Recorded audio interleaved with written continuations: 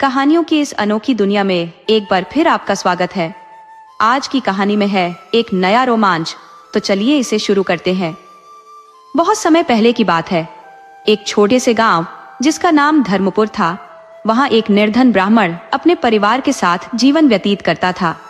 उसके परिवार में उसकी धर्मपत्नी, बालक और वृद्ध माता पिता शामिल थे। ब्राह्मण अपने परिवार का पालन पोषण भिक्षा मांगकर और पूजा पाठ करके करता था। जो कुछ भी भिक्षा और पूजा से प्राप्त होता, उसी से उनकी गृहस्थी किसी तरह चलती थी। हालांकि यह कहना गलत न होगा कि उनके परिवार का निर्वाह तो हो रहा था, परंतु वास्तविकता यह थी कि कई बार ब्राह्मण और उसकी पत्नी को खाली पेट ही रात गुजारनी पड़ती थी। लेकिन ब्राह्मण की ईश्वर के प्रति असीम श्रद्धा थी। उसका विश्वास भगवान में इस कदर गहरा था कि वह समय मिलते ही ईश्वर की आराधना में डूब जाता। धीरे धीरे उसकी भक्ति का प्रवाह और तीव्र होता गया और ऐसा प्रतीत होने लगा कि भगवान भी उसके भावों को आत्मसात करने लगे हैं। किंतु ईश्वर की कृपा इतनी शीघ्र फलित नहीं होती। कुछ समय बीता और धर्मपुर गांव को भयंकर अकाल ने अपनी चपेट में ले लिया। गांव के हर कोने में भूख और संकट ने अपने पांव पसार लिए। धीरे धीरे स्थिति ऐसी हो गई कि ब्राह्मण को भी भिक्षा मिलना बंद हो गया। एक दिन दोपहर के बाद जब ब्राह्मण खाली भिक्षा पात्र लेकर अपनी छोटी सी झोपड़ी में लौटा, तो उसकी पत्नी बेसब्री से उसकी प्रतीक्षा कर रही थी। जैसे ही उसने खाली भिक्षा पात्र देखा, उसकी आंखों में मायूसी छा गई। पत्नी ने कहा, स्वामी, घर में अब खाने को कुछ भी शेष नहीं बचा है।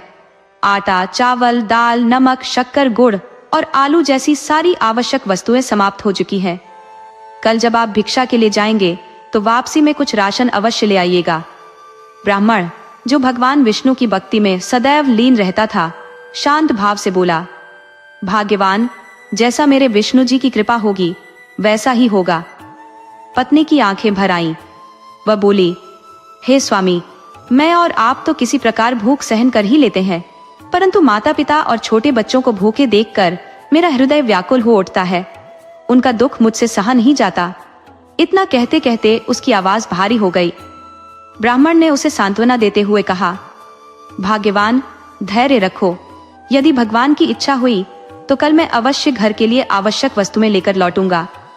अगले ही प्रातः ब्राह्मण अपने खाली भिक्षा पात्र को लेकर घर से निकल पड़ा। किंतु आज उसने अपना रुख गांव की गलियों से हटाकर घने जंगल की ओर कर लिया। जंगल पहुंचकर उसने सूखी लकड़ियों को एकत्र किया और उन्हें कसकर बांध लिया। इसके बाद वह बाजार की ओर प्रस्थान करने लगा, जो उसके गांव से थोड़ी दूरी पर स्थित था। बाजार के समीप पहुंचने ही वाला था कि उसे पीछे से किसी वृद्ध का पुकारना सुनाई दिया। बूढ़े व्यक्ति ने आवाज देकर कहा, अरे भाई, इतने बड़े लकड़ी के गट्ठर के साथ कहां जा रहे हो? इस ठंड में थोड़ा लकड़ी मुझे भी दे दो, आग जलाकर अपनी ठिठुरन मिटा लूंगा। ब्राह्मण ने उस व्यक्ति की बातों को ध्यानपूर्वक सुना और अपने लकड़ी के गट्ठर का 1/4 हिस्सा उसे सौंप दिया। वृद्ध फकीर ने यह देखकर उसे अपार आशीर्वाद दिए। वह बोला, हे सज्जन, तुम्हारे परिवार पर ईश्वर की अनंत कृपा बनी रहे। तुम्हारे घर में सदा सुख समृद्धि हो। तुम्हारे सारे कष्ट शीघ्र दूर हों। कुछ समय बाद ब्राह्मण बाजार पहुंचा। उसने अपने बचे हुए लकड़ियों के गट्ठर को भूमि पर रखा ही था कि अचानक 4-5 व्यक्ति उसके पास दौड़ते हुए आ पहुंचे। उनमें से एक ने विनम्रता से कहा, भाई, कृपया ये सारी लकड़ियां हमें दे दो, हमें इनकी बहुत आवश्यकता है। ब्राह्मण ने थोड़ा अचरज भरे स्वर में कहा, भाइयों, मैं ये लकड़ियां बेचने आया हूं। इस पर उनमें से एक व्यक्ति बोला, भैया, अभी हमारे पास पैसे नहीं है, लेकिन हमें तुरंत श्मशान घाट में इन लकड़ियों का उपयोग करना है।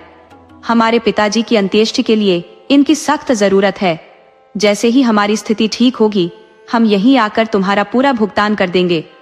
ब्राह्मण ने उनके दुख को समझते हुए सहर्ष अपनी सारी लकड़ियां उन्हें सौंप दी। इसके पश्चात वह खाली हाथ अपने गांव की ओर लौटने लगा। रास्ते में उसकी आंखों के सामने अपने छोटे छोटे भूखे बच्चों के मासूम चेहरे और अपने वृद्ध माता पिता की आशा भरी निगाहें घूमने लगी। साथ ही अपनी पत्नी को दिया हुआ वह वचन भी याद आने लगा कि वह घर के लिए आवश्यक वस्तुएं लेकर लौटेगा। इन सब विचारों से उसका हृदय भारी हो गया और उसकी आंखें अश्रुपूर्ण हो उठी। चलते चलते उसके गालों पर आंसुओं की बूंदें लुढ़कती रही, परंतु मन में कहीं न कहीं यह संतोष भी था कि उसने किसी और के दुख को कम किया है। आज अरुणा ने अपनी दिनचर्या से इतर कुछ नया करने की ठानी, परंतु परिणाम स्वरूप उन्हें धन लाभ की कोई संभावना प्राप्त नहीं हो सकी। फिर भी उस ब्राह्मण के हृदय में अपने पालनहार भगवान श्री विष्णु के प्रति अडिग विश्वास था। संध्या का समय निकट आ चुका था और ब्राह्मण के लिए अपने कदमों को घर की ओर बढ़ाना कठिन प्रतीत हो रहा था। पत्नी से किया गया वादा पूरा न कर पाने का बोझ उनके मन को व्यथित कर रहा था। गांव के प्रवेश से पहले मार्ग में एक विशाल पीपल का वृक्ष खड़ा था, जहां ब्राह्मण प्रायः ध्यानस्थ होकर प्रभु के नाम का कीर्तन किया करते थे। आज जब उनके अंतर्मन में निराशा की आंधी चल रही थी, तो वह वृक्ष के नीचे जाकर बैठ गए। उन्होंने अपना समस्त दुख और चिंताएं भगवान को अर्पित कर भजन कीर्तन आरंभ कर दिया। उनकी यह अपार श्रद्धा और भक्ति देखकर भगवान श्री विष्णु का हृदय दया से भर गया। उन्होंने अपने भक्त की सहायता का निश्चय किया। भगवान ने मानव रूप धारण कर ब्राह्मण की कुटिया का द्वार खटखटाया। दरवाजा खोलते ही ब्राह्मण की पत्नी ने प्रश्न किया, आप कौन है? भगवान मुस्कुराते हुए बोले, देवी, सेवक की पहचान क्या होती है? जैसे आपके पति अपने आराध्य के सेवक है, वैसे ही मैं उनका सेवक हूँ। ये राशन का सामान ब्राह्मण जी ने मेरे द्वारा भेजा है, कृपया इसे स्वीकार करें। ये सुनकर ब्राह्मण की पत्नी ने द्वार पूरा खोल दिया। फिर जो दृश्य सामने आया उसने उन्हें विस्मित कर दिया। घर में इतना राशन आने लगा कि प्रत्येक कोना भर गया। पत्नी ने आश्चर्यचकित होकर पुनः पूछा, क्या सच में यह सब मेरे पति ने भिजवाया है? भगवान बोले, हाँ देवी, आज किसी सच्चे दानी ने उनके भिक्षा पात्र में भरपूर दान दिया है, उसी का यह प्रतिफल है। अब और स्थान बताइए, क्योंकि यह आशीर्वाद अनवरत आने वाला है। धीरे धीरे संध्या ने विदा ली और रात का अंधकार अपनी चादर फैलाने लगा। घर में भरा हुआ सामान देखकर बच्चे अत्यंत प्रसन्न हो गए। वे कभी चीनी के बोरे से चीनी निकाल कर छकते, तो कभी गुड़ का स्वाद लेते। उनकी प्रसन्नता का ठिकाना न था। उधर ब्राह्मण की पत्नी को चिंता सता रही थी कि इतने सामान के बावजूद उनके पति अभी तक घर क्यों नहीं लौटे। सामान व्यवस्थित करते करते वह थक चुकी थी, परंतु परिवार के अन्य सदस्य, विशेषकर बच्चे, आनंद और उत्साह में सराबोर थे। घर में भरा वह सामान भगवान की कृपा का जीवंत प्रमाण बन चुका था। उधर राममन जी अब तक घर नहीं लौटे थे, लेकिन घर में सामान आने का सिलसिला अब भी अनवरत चल रहा था। अंततः ब्राह्मण की पत्नी ने दोनों हाथ जोड़ते हुए निवेदन किया, सेवक जी, शेष सामान हमारे घर के बगल वाली खाली जगह पर रखवा दें। कठिन दिनों में मेरे पतिदेव गांव के लोगों से भिक्षा लाकर ही परिवार का गुजारा करते थे, परंतु अब गांव के हालात बेहतर नहीं है, इसलिए जब वे लौट आएंगे तो आवश्यक चीजें छोड़कर बाकी सारा सामान हम अपने गांव वासियों को समर्पित कर देंगे। मुझे अभी अपने पति को ढूंढने भी जाना है, क्योंकि वे अब तक लौटे नहीं हैं। भगवान ने मुस्कुराते हुए कहा, जैसा आप चाहें देवी। संभवतः आपके स्वामी प्रभु की भक्ति में लीन होंगे। इतना कहकर भगवान वहां से चले गए, किंतु ब्राह्मण की पत्नी के त्याग और परोपकार की भावना ने भगवान को गहराई तक प्रभावित कर दिया। परिजनों ने ब्राह्मण की खोज आरंभ की। जब वे पीपल के वृक्ष के नीचे भजन में लीन दिखाई दिए, तो सभी उनकी ओर बढ़ने लगे। परिजनों को अपनी ओर आते देखकर ब्राह्मण चिंतित हो गए कि शायद परिवारजन भूख से व्याकुल होकर उन्हें ढूंढने निकले हैं।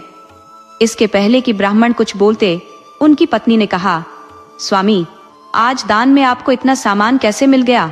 यह सुनकर ब्राह्मण क्षण भर के लिए अचंभित हो गए, परंतु बच्चों के हर्षित चेहरों को देखकर उन्हें समझ आ गया कि यह प्रभु की कृपा के सिवाय और कुछ नहीं हो सकता। पत्नी ने आगे कहा, स्वामी, हमारा भाग्य कैसा अद्भुत है कि दानदाता आपके आने से पहले ही घर में इतना सारा सामान पहुंचा गया। अब घर का हर कोना भर चुका है। मैंने शेष सामान बाहर रखवा दिया है, क्योंकि घर में और जगह नहीं है। ये सुनकर ब्राह्मण मुस्कुराए और बोले, देवता की कृपा ऐसी ही होती है। जब वे देना प्रारंभ करते हैं तो लेने वाले थक जाते हैं, परंतु उनकी कृपा का भंडार कभी खाली नहीं होता। घर लौटने के बाद ब्राह्मण और उनकी पत्नी ने अपनी आवश्यकता का सामान रखकर शेष सभी चीजें गांववासियों में बांट दी। गांव के लोग उनकी उदारता और निस्वार्थ भाव से इतने प्रभावित हुए कि उनका हृदय कृतज्ञता से भर गया। भगवान की कृपा से न केवल ब्राह्मण का परिवार बल्कि पूरा गांव सुख शांति से समृद्ध हो गया। जहां सच्चे भक्त और प्रभु का आशीर्वाद हो वहां दुख टिक ही नहीं सकता। चारों ओर सुख शांति का साम्राज्य स्थापित हो गया। इस प्रकार सच्चे भक्त ब्राह्मण की अडिग भक्ति ने भगवान को भी उनके सामने प्रकट होने के लिए विवश कर दिया।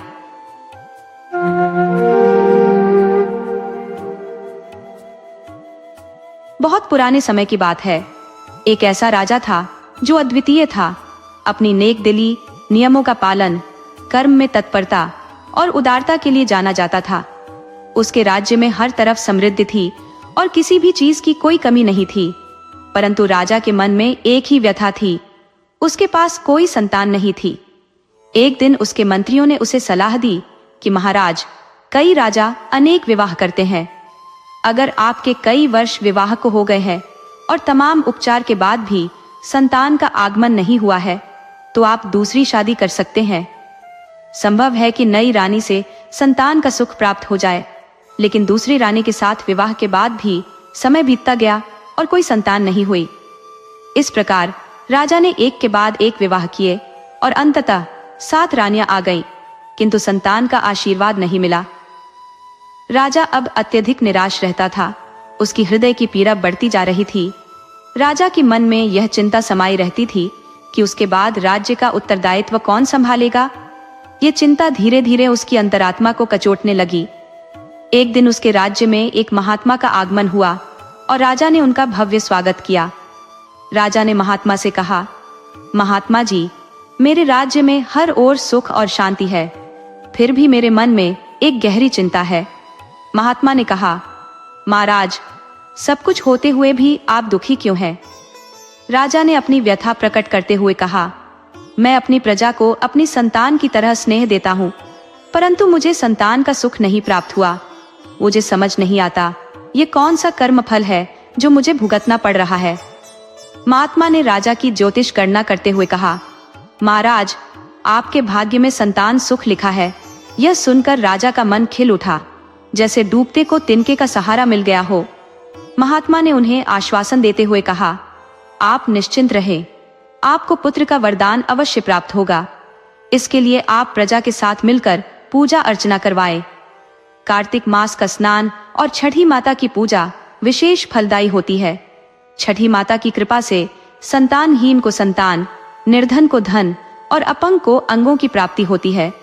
माता सबकी मनोकामना पूर्ण करती है। राजा ने महात्मा को दान दक्षिणा देकर विदा किया और उनके उपदेश का पालन करने का संकल्प लिया। जब राजा अपनी रानियों के पास पहुंचे और महात्मा द्वारा कही बात बताई तो बड़ी रानियों ने संशय भरे स्वर में कहा, महाराज, हमने हर संभव उपाय किए, हर वैद्य और औषधि का सहारा लिया, किंतु कोई लाभ नहीं हुआ। ऐसे में यह पूजा अर्चना क्या परिवर्तन ला पाएगी? राजा उनकी बात सुनकर मौन रह गए, परंतु वे छोटी रानी राजरानी के पास गए। राजरानी राजा को अत्यंत प्रेम करती थी और बुद्धिमान भी थी। राजा भी राजरानी पर विशेष स्नेह रखते थे। राजा की अन्य 6 रानियों के मन में राजरानी के प्रति एक गहरी ईर्ष्या और जलन की भावना थी। वे देखती थी कि राजा विशेष स्नेह के साथ राजरानी के पास गए और महात्मा की बात का उल्लेख किया। राजरानी ने राजा को आश्वस्त करते हुए कहा, महाराज, आप चिंता न करें, मैं अवश्य ये सब विधि पूर्वक करूंगी। कार्तिक स्नान करूंगी, छठी मैया की पूजा पूरी श्रद्धा से करूंगी और संतान प्राप्ति के सभी उपाय अपनाऊंगी। राजा को राजरानी की इस संकल्पनापूर्ण बात से संतोष हुआ और राजरानी भी अब कार्तिक माह की प्रतीक्षा करने लगी। धीरे धीरे समय बीतता गया और कार्तिक का महीना आ पहुंचा। अन्य रानियां इस पूजा पाठ के महत्व को समझने में रुचि नहीं रखती थी, बल्कि सोचती थी कि यदि हम कोई कर्म नहीं कर रही है तो राजरानी को भी इस कार्य से रोका जाए, ताकि वह राजा के निकट और प्रिय न बन सके। इस प्रकार अन्य 6 रानियां राजरानी को रोकने के लिए युक्तियां रचने लगी। जब कार्तिक माह का प्रारंभ हुआ और एक भोर के समय राजरानी स्नान के लिए तैयार हुई तो बड़ी रानी ने आग्रह किया, राजरानी, तुम मेरी छोटी बहन समान हो और आज मुझे भारी पीड़ा हो रही है। क्या तुम मेरे सिर की मालिश कर सकती हो? राज रानी के मन में दुविधा थी, किंतु वह बड़ी रानी की बात को ठुकरा नहीं सकती थी। अतः स्नान स्थगित कर सिर की मालिश करने बैठ गई। हर नए दिन एक नई रानी बहाना बनाकर राजरानी को रोक लेती। इस प्रकार 6 दिन बीत गए और राजरानी कार्तिक स्नान नहीं कर पाई। अब वह चिंतित हो उठी कि यदि उसने यह संकल्प पूरा नहीं किया तो महात्मा जी द्वारा बताए गए फल की प्राप्ति कैसे होगी। राजा रानी की एक दासी, जो अत्यंत धार्मिक प्रवृत्ति की थी और हमेशा कार्तिक स्नान और पूजा किया करती थी, इस बात को भली भांति समझ रही थी। उसे यह भी पता था कि अन्य रानियां राजा रानी से ईर्ष्या करती है और इसी कारण से उसे गंगा स्नान करने से रोक रही है। इसलिए वह दासी प्रतिदिन गंगा स्नान करने जाती और वहां से थोड़ा पवित्र जल लाकर छोटी रानी को देती। वह कहती, रानी साहिबा, गंगा मैया का आशीर्वाद सर्वत्र है। यदि आप मन से प्रार्थना करें तो वे इस जल में भी प्रकट हो जाएंगी। इस विश्वास के साथ रानी महल में ही स्नान करते हुए गंगा मैया का स्मरण करती और उसी जल को गंगा जल मानकर स्नान कर लेती। इस प्रकार उसकी गंगा स्नान की प्रक्रिया पूरी हो जाती थी।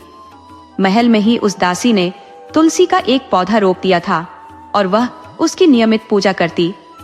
गणेश जी, कार्तिकेय जी और अन्य देवताओं की कहानियां सुनाते हुए वह रानी को धर्म की शिक्षा देती। रानी इन कहानियों को आत्मीयता और पूर्ण श्रद्धा से सुनती। वह निस्वार्थ सेवा भावना से परिपूर्ण और सरल हृदय की थी। उसका उद्देश्य किसी को भी पीड़ा पहुंचाना नहीं था। धीरे धीरे कार्तिक माह का अंत आया और अमावस्या के बाद छठ का पर्व समीप आया। महल के बाहर प्रजा छठ पूजा की तैयारियों में जुटी थी, परंतु महल के भीतर बड़ी रानियां योजना बना रही थी कि किसी भी प्रकार से छोटी रानी को छठ पूजा करने से रोका जाए। छोटी रानी ने श्रद्धा पूर्वक संकल्प लिया था कि वह उपवास रखेगी, चने की दाल और सादा भोजन करेगी और सूर्य को अर्घ्य अर्पित करेगी। इस निर्णय पर बड़ी रानियां भड़क उठी और उसे फिर से रोका। वे ताने कसते हुए बोली, रानी जी, ये क्या साधारण भोजन लेकर बैठी है? महल में 56 प्रकार के भोग बनने चाहिए और आप इस प्रकार का अन्न ग्रहण कर रही है? यह तो हमारे कुल का अपमान है। रानी ने विनम्रता से कहा, मैं भगवान के लिए यह भोजन बना लूंगी। इस पर बड़ी रानी उपहास करते हुए बोली, तुम्हारे ऐसे कर्मों से हमारे कुल की मर्यादा का क्या होगा? महल में इतनी दासियां होने के बावजूद तुम स्वयं भोजन बनाओगी? यह तो हमारे लिए अपमान की बात है। रानी ने उनके कहे शब्दों को चुपचाप सह लिया, परंतु उसकी दासी चुप नहीं बैठी। वह बाहर जाकर छठ पूजा करती, प्रसाद बनाती और उसे छोटी रानी को भेंट करती। रानी प्रेम पूर्वक उसे ग्रहण करती और संतुष्ट हो जाती, जबकि वह भली भांति जानती थी कि अन्य रानियां उसे पूजा पाठ करने से रोकने के लिए कोई न कोई बहाना बनाती रहती थी। दासी ने अपना संकल्प नहीं छोड़ा। वह प्रतिदिन कार्तिक स्नान करती और गणेश जी, कार्तिकेय जी, लक्ष्मी जी और विष्णु जी की कथाएं रानी को सुनाती। रानी इन कहानियों को बड़े भावुक होकर सुनती और आस्था से भर उठती। समय के साथ छठ पर्व भी समाप्त हो गया और रानी ने मन ही मन समझा कि बड़ी रानियां उसे पूजा करने नहीं दे रही है। राजा राज्य के कार्यों में इतना व्यस्त रहते कि रानी उनसे कुछ कहने का साहस नहीं कर पाती। वैसे भी बड़ी रानियों की बातें राजा अधिक महत्व देते थे और राज्य रानी उनकी चालों को समझते हुए भी मौन रह जाती थी। राजा, जो कि कान के कच्चे और जल्दी क्रोधित हो जाने वाले थे, छोटी रानी इस बात को भली भांति जानती थी कि उन्हें किसी प्रकार की शिकायत करना उचित नहीं होगा। समय धीरे धीरे बीतता गया और छठी मैया की अनुकंपा से छोटी रानी के गर्भवती होने का सौभाग्य प्राप्त हुआ। जब यह समाचार अन्य 6 रानियों तक पहुंचा तो ईर्ष्या के कारण उनकी आत्मा मानो जल उठी। वे असमंजस में थी कि छोटी रानी गर्भवती कैसे हो सकती है, जबकि उसे पूजा पाठ तक नहीं करने दिया गया था। इस समाचार से राजा का हृदय उल्लास से भर गया, लेकिन बाकी रानियां, जो दिखावे में बड़ी प्रेम से कहती, महाराज, हम भी मां बनेंगे और बड़े होने का दावा करती, वास्तव में अंदर से जलन से भरी थी। राजा अपने सभी रानियों के प्रति समान दृष्टिकोण रखते थे और छोटी रानी को लेकर वे चिंता मुक्त थे, क्योंकि बड़ी रानियां उनके समक्ष प्रेम से परिपूर्ण व्यवहार करती। लेकिन सच्चाई यह थी कि बाकी रानियां छोटी रानी से मन ही मन ईर्ष्या करती थी, क्योंकि वह सुंदर, समझदार और कोमल स्वभाव की थी, जिसके कारण महल के सभी सेवक और दासियां भी उससे विशेष स्नेह करते थे। यह सब देखकर बाकी 6 रानियों के लिए छोटी रानी सहन करना कठिन हो गया था, और अब तो उसकी गर्भवती होने की स्थिति से उनका जलन और बढ़ गया। अपने इस द्वेष में वे उसे हानि पहुंचाने के उपायों की योजना बनाने लगी। वे कहने लगी, महाराज, अब छोटी रानी का ध्यान हम रखेंगे। इस बहाने वे उसकी भोजन में हानिकारक वस्तुएं मिलाने लगी ताकि गर्भ को हानि पहुंचे। परंतु छठी मैया की कृपा से छोटी रानी का स्वास्थ्य नष्ट होने के बजाय ठीक बना रहा। यह देख रानियां अचंभित हो जाती कि आखिर उसकी सेहत पर असर क्यों नहीं हो रहा। छोटी रानी पूजा पाठ में लीन रहती, सत्संग करती और कीर्तन का आनंद लेती। उसकी यह आस्था अन्य रानियों को सहन नहीं होती। वे राजा से शिकायत करती कि इस अवस्था में पूजा पाठ करना उचित नहीं। राजा बड़ी रानियों की बातों में आकर छोटी रानी को पूजा से विरत रहने का आदेश दे देते, जिससे रानी का मन खिन्न हो जाता। समय बीतता रहा और धीरे धीरे वह दिन निकट आया जब रानी का प्रसव काल समीप था। राजा अक्सर छोटी रानी की चिंता में व्यस्त रहते और महल आकर उसकी देखभाल करते। इस पर बड़ी रानियां कहती, महाराज, आप राज्य के कार्यों पर ध्यान दीजिए।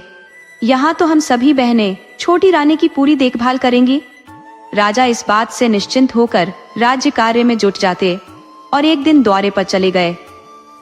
इसी बीच छोटी रानी को प्रसव वेदना आरंभ हो गई। भोली भाली रानी, जो इस अनुभव से अनभिज्ञ थी, अपनी बड़ी बहनों से बोली, दीदी, मुझे बहुत पीड़ा हो रही है। समय निकट आ गया है, कृपया दाई माँ को बुला दीजिए। बड़ी रानी ने सहानुभूति पूर्वक कहा, ठीक है, हम दाई माँ को बुला रहे हैं। फिर उन्होंने दाई माँ को बुलवाया। जब प्रसव के बाद छोटी रानी ने एक सुंदर राजकुमार को जन्म दिया, तो ईर्ष्यालु रानियों ने दाई माँ को लालच दिया कि वह नवजात शिशु को कहीं बाहर ले जाकर मार दे और उसकी जगह ईंट पत्थरों को रख दे। इस प्रलोभन के कारण दाई माँ ने शिशु को कपड़े में लपेटा और चुपके से बाहर निकल गई। प्रसव के बाद बेहोश हुई रानी जब होश में आई तो उसने देखा कि उसका बच्चा उसके पास नहीं है। वह बिलखने लगी और कहने लगी, मैंने तो एक बच्चे को जन्म दिया है, मेरा बच्चा कहाँ है? ईर्ष्यालु रानियों ने उसे धमकाकर कहा, तूने हमारे कुल की नाक कटवा दी। देखो, तूने ईंट पत्थरों को जन्म दिया है। जब राजा को यह खबर मिली कि रानी ने संतान को जन्म दिया है, तो वे तीव्रता से महल की ओर दौड़े। मगर वहां पहुंचते ही बड़ी रानियां विलाप करने लगी और कहने लगी, महाराज, यह क्या हुआ? रानी तो हमें और आपको धोखा दे रही थी। इसने बच्चे की बजाय ईंट पत्थरों को जन्म दिया है। राजा ने बड़ी रानियों से प्रश्न किया, क्या कभी ऐसा सुना है कि कोई स्त्री ईंट पत्थरों को जन्म देती है? रानियों ने जवाब दिया, महाराज, हम झूठ नहीं बोल रहे, आप दाई माँ से पूछ लीजिए। दाई माँ ने भी सच्चाई छुपाते हुए रानियों की बात का समर्थन किया और एक तरफ रखे ईंट पत्थरों की ओर इशारा कर दिया। महल से बाहर निकलते समय दाई माँ नवजात राजकुमार को लेकर नदी के किनारे एक बांस की टोकरी में रखकर बहाने के लिए चल दी। संयोगवश वहीदा नामक दासी, जो रानी की प्रिय सेविका थी, कार्तिक मास में गंगा स्नान हेतु वहां आई हुई थी। छठ पूजा का पवित्र अवसर निकट था। उसने टोकरी में लिपटे कपड़ों को देखा और तुरंत पहचान लिया कि यह महल के वस्त्र हैं। वहीदा समझ गई कि यह उसकी रानी का नवजात शिशु है, जिसे षड्यंत्र पूर्वक अन्य रानियों ने नदी में प्रवाहित कर दिया है। परंतु छठी माता की अनुकंपा से बच्चा सकुशल उसके हाथों लग गया। वहीदा उस बालक को अपने घर ले आई और किसी को इस घटना की भनक तक न लगने दी। वह मन ही मन जानती थी कि महल में उस मासूम की जान को खतरा है। अतः उसने अपने मन में ही तय कर लिया कि वह उसे अपने संतान की तरह पालेगी। दूसरी ओर राजा क्रोध में थे और छोटी रानी पर कड़े शब्दों में दोषारोपण कर रहे थे। तुमने हमें अपमानित कर दिया है, तुमने हमारे साथ छल किया है। बेचारी छोटी रानी आंसू बहाते हुए प्रार्थना करती रही, परंतु राजा के हृदय पर उसका कोई प्रभाव न पड़ा। अंततः राजा ने उसे महल से निर्वासित कर दिया। अब रानी दर दर भटकने लगी। गांव गांव में जाती, जहां लोग उसे पहचानते थे वे भोजन दे देते, कुछ अपने घर ठहरने का अवसर प्रदान करते, तो कुछ उसके असहाय मन को सांत्वना देते। किंतु वह पगली सी हो चुकी थी।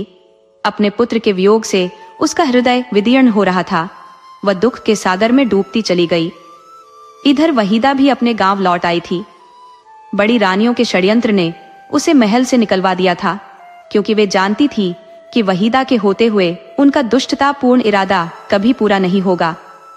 उन्होंने उस पर चोरी का झूठा इल्जाम लगाकर उसे पहले फांसी दिलवाने का प्रयास किया था, किंतु छोटी रानी की विनती पर राजा ने सजा को नरम कर उसे राज्य से बाहर कर दिया था। वहीदा की ममता और छठी माता की अनुकंपा से संयोगवश उसे रानी का पुत्र मिल गया और उसने उसे अपने ही पुत्र की भांति पालना आरंभ कर दिया। वर्षों बीतते बीतते एक दिन उसी दासी ने रानी को भी अपने गांव में भटकते देखा। रानी की दयनीय स्थिति देखकर वहीदा ने तुरंत उसे पहचान लिया, किंतु रानी अब किसी से बातचीत नहीं करती थी। वह बस रोते हुए भटकती रहती। जिसे जो कुछ दे देता वह चुपचाप ले लेती। दासी उसे अपने घर ले आई, उसकी सेवा में जुट गई और अपने प्यार और देखभाल से उसे संबल देने लगी। रानी की गोद में जैसे ही बच्चे को रखा गया, उसकी मानसिक स्थिति में धीरे धीरे सुधार होने लगा। वह उसे अपने सीने से लगाती, ममता से अपना दूध पिलाती और राजकुमार को बढ़ते हुए देखती। समय अपनी गति से बीतता गया और रानी अब दासी के साथ एक छोटे से घर में रहने लगी। उनके जीवन में स्थिरता आई और रानी भी अपनी स्थिति को स्वीकार कर चुकी थी। दासी ने एक दिन रानी को सच्चाई से अवगत कराया कि महल में किस तरह उसके साथ छल किया गया था और रानी को यह यकीन दिलाया कि ये बालक सच में उसका ही पुत्र है। रानी ने कहा, मैं अपने पुत्र के साथ इस अभावग्रस्त जीवन में संतोष से रह लूंगी, परंतु उस महल में कभी नहीं लौटूंगी जहां मेरे बच्चे के प्राणों का संकट हो। अब तीनों, रानी, दासी और राजकुमार साथ रहते, मेहनत मजदूरी करते और जीवन का निर्वाह करते। इस बीच राजा की स्थिति और अधिक बिगड़ने लगी। अपनी वंश वृद्धि की चिंता में वह बेचैन रहने लगे थे। उनके मन में सवाल उठता कि संतान के बिना राज्य का भविष्य क्या होगा। उन्हें इस बात का तनिक भी आभास नहीं था कि उनकी वास्तविक संतान तो जीवित है और उनके ही राज्य में पल रही है। महल में बाकी रानियां बेफिक्र और स्वतंत्रता से अपने मन की करती। महल की दासियां भी उनसे भय खाती और उनके विरुद्ध बोलने का साहस किसी में न था। वहीं राजकुमार 5 वर्ष का हो चुका था। रानी ने उसे घर पर ही शस्त्र विद्या का प्रशिक्षण देना आरंभ कर दिया था। रानी जानती थी कि उसकी संतान राजकुमार है, अतः उसमें एक योद्धा के गुण होने चाहिए। एक दिन वह अपने पुत्र को लेकर राजा के गुरु के आश्रम में पहुंची, जहां केवल राज परिवार के बच्चे ही शिक्षा ग्रहण करते थे। रानी ने अपना परिचय छिपा लिया और याचना करते हुए अपने पुत्र को आश्रम में शिक्षा के लिए दाखिला दिलवाया। समय के साथ राजकुमार ने घुड़सवारी, शस्त्र विद्या और वे सभी गुण सीख लिए जो एक योद्धा और राजकुमार में होने चाहिए। जब वह 16 वर्ष का युवा हुआ तो सभी कलाओं में निपुण बन चुका था। अब वह अपनी माँ के पास लौट आया, लेकिन उसे अब तक यह पता नहीं था कि वह एक राजकुमार है। राजकुमार ने अपनी माँ से विदा ली और जीवन का अर्थ तलाशने के लिए एक नए सफर पर निकल पड़ा। वह अपनी माँ और जो दासी थी, उस माँ की सीमा को धीरे धीरे भूलने लगा था। वह कहने लगा कि अब मैं मेहनत करके कमाने के योग्य हो गया हूँ, तो अब से मैं ही कमाऊंगा। तुम सभी को अब मेहनत मजदूरी करने की आवश्यकता नहीं है। अब राजकुमार अपने पिता से मिलने उनके दरबार तक पहुंच गया। जब राजा ने उस युवक को देखा तो भीतर से एक अपनत्व का भाव जागा और बिना किसी संकोच के उसे काम के लिए स्वीकृति दे दी। रसोई का काम राजकुमार को सौंपा गया, जहां वह रसोई के कक्ष में रहने लगा। क्या पकाना है, क्या करना है, सब उसके अधीन कर दिया गया। राजकुमार की रुचियां रानी से मिलती जुलती थी और जो व्यंजन वह बनवाता उनमें से कई राजा को रानी की स्मृतियां ताजा करा देती और राजा की विरह वेदना को और गहरा कर देती। राजा उस युवक को देखता तो उसके मन में ख्याल आता कि यदि उसका बेटा जीवित होता तो शायद इस उम्र का होता। उसकी यह वेदना हृदय में बार बार चुभती। राजा उससे पूछता, तुम्हारे गांव का नाम क्या है और तुम्हारी माँ कौन है? युवक जवाब देता, मेरी माँ मजदूरी करती है। परंतु राजा को कभी यह आभास नहीं होता था कि वह युवक उसी का पुत्र हो सकता है। फिर भी कहीं न कहीं उसकी अंतरात्मा में एक इच्छा जागृत हो जाती कि काश यह मेरा ही पुत्र होता। इस विचार ने राजा के अंतर्मन को एक गहन अवसाद में डाल दिया। राजा का मन अब जीवन से ऊब गया था और एक दिन उसने सोचा कि इस तरह के अस्तित्व से तो मृत्यु ही बेहतर है। उसने नदी में छलांग लगाकर अपना जीवन समाप्त करने का निश्चय किया। जब राजा नदी के तट पर पहुंचा तो संयोगवश उस दिन छठ पूजा का पर्व था। तभी छठी माता प्रकट हुई, वृद्धा का रूप धरकर। उन्होंने राजा से पूछा, हे राजन, तुम इस कदर व्यथित क्यों हो और कहाँ जा रहे हो? राजा ने भारी मन से उत्तर दिया, हे माता, मैं संतानों के बिना बहुत दुखी हूँ। मेरी आयु ढल चुकी है और मेरे राज्य को देखने वाला कोई नहीं है। पड़ोसी राज्य मेरे विरुद्ध आक्रमण की योजना बना रहे हैं और मेरी सत्ता छीनने का अवसर खोज रहे हैं। राज्य की बागडोर किसके हाथ में सौंपूं? यही सोचकर मेरे मन में जीवन के प्रति निराशा आ गई है। मैं उस रानी से बहुत प्रेम करता था जिसने मुझसे छल किया और संतान का सुख मुझसे छीन लिया। यह सुनकर छठी माता ने उसे सांत्वना दी और कहा, राजन, तुम अकारण ही व्यथित हो। तुम्हारा पुत्र जीवित है और अब वह बड़ा हो गया है। राजा ने हैरान होकर कहा, हे वृद्धा माता, क्यों मेरा उपहास कर रही है? यदि मेरा पुत्र होता तो मैं इस तरह दुखी क्यों होता?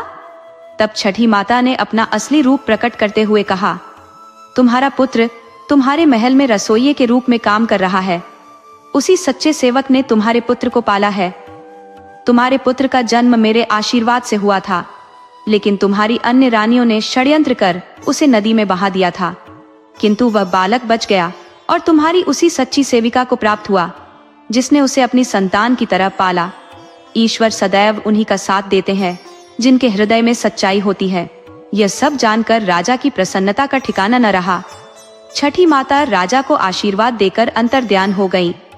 महल लौटते ही राजा का मस्तिष्क आक्रोश से भर उठा, जिसे देख रानियां सहम गईं कि राजा को अचानक क्या हो गया है। राजा ने आदेश दिया कि सभी 6 रानियों को कारागार में डाल दिया जाए। रानियां अचंभित थीं, परंतु राजा उनकी ओर देखे बिना सीधे रसोई घर में पहुंचे और वहां रसोई का कार्य कर रहे युवक को अपने हृदय से लगा लिया। युवक हतप्रभ रह गया।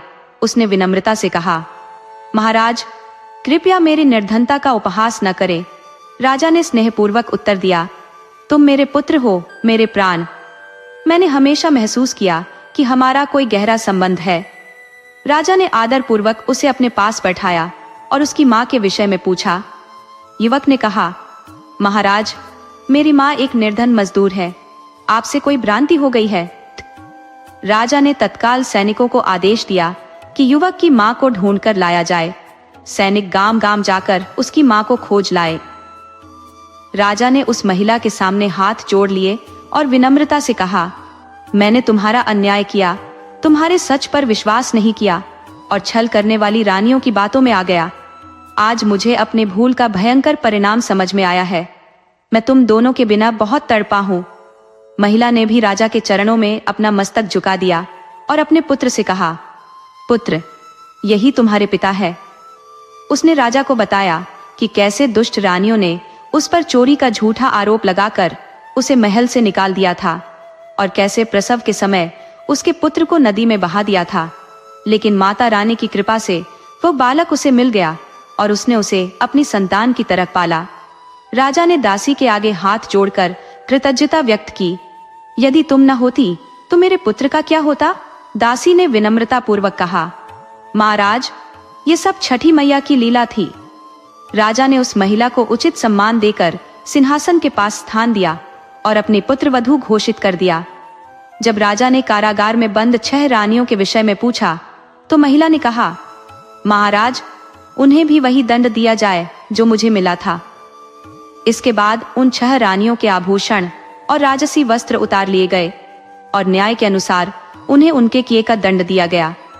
उन्हें साधारण वस्त्र पहनाए गए, दासियों के समान, और महल से निष्कासित कर दिया गया। उन्होंने रो रो कर क्षमा याचना की, गिड़गिड़ाई, परंतु राजा ने कठोरता से उत्तर दिया, तुम्हारे अपराध की सजा तो मृत्यु होनी चाहिए थी, किंतु रानी की इच्छा ही सर्वोपरि है। तुमने अत्यंत अधम कृत्य किए हैं, अतः अब तुम्हारा स्थान महल में नहीं है। निष्कासन के बाद वे दर बदर भटकने लगी, न कोई काम देता, न भोजन का प्रबंध करता। क्योंकि जनता पहले से ही उनके प्रति नाराज थी। छोटी रानी का सभी सम्मान करते थे और अब राजमहल में रानी और राजकुमार के प्रति सबके हर्ष और जयकारों की गूंज सुनाई देने लगी। छठी मैया का पर्व भी निकट था। यह नहाए खाए से आरंभ होकर 3 दिन चलता है। रानी ने राजा से कहा, मुझे छठी मैया का व्रत करना है और पूजा अर्चना संपन्न करनी है। राजा अत्यंत प्रसन्न हुए और पूरे नगर में घोषणा करवा दी कि जो भी संतान, धन धान्य और सुख समृद्धि की आकांक्षा रखते हैं वे छठी मैया की आराधना करें। नगर वासियों और रानी ने एकत्र होकर छठी मैया की पूजा में भाग लिया। उन्होंने विभिन्न पकवान बनाए और नदी तट पर संध्या में डूबते सूर्य को अर्घ्य अर्पित किया। फिर अगले दिन प्रातः उदित सूर्य को अर्घ्य दिया। छठी मैया उनकी श्रद्धा और समर्पण से प्रसन्न होकर प्रकट हुई और राजा पर अपनी कृपा बरसाई। उन्होंने आशीर्वाद दिया, हे राजन, जैसे मैंने तुम्हें संतान का सुख दिया है वैसे ही जिन स्त्रियों के संतान नहीं है उन्हें संतान का वरदान दो।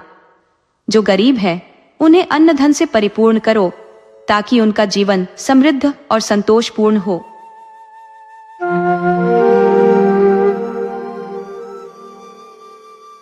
बहुत समय पहले की बात है। एक प्रतापी राजा थे जिनका नाम सूरजमल सिंह था।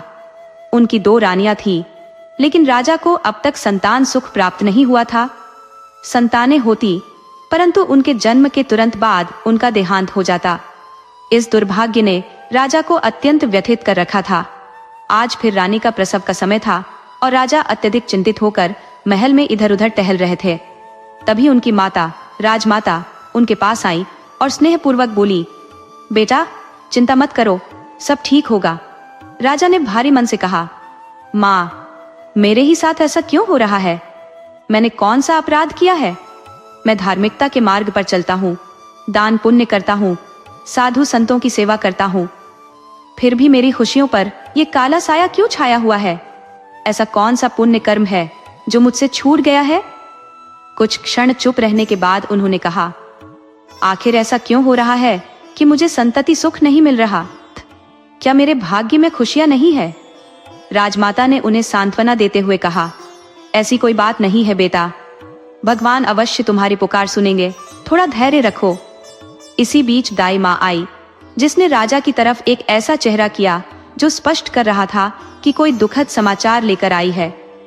बावजूद इसके राजा के मन में एक छोटी सी उम्मीद बची हुई थी कि शायद अच्छी खबर मिलेगी। उन्होंने दाई की बात का इंतजार किया। दाई ने धीमे स्वर में कहा, महाराज, इस बार भी वही हुआ जो पहले होता आया है। राजा गुस्से में चिल्लाए, चुप हो जाओ और यहां से निकल जाओ, तुम्हें यह समाचार सुनाने के लिए नहीं बुलाया था।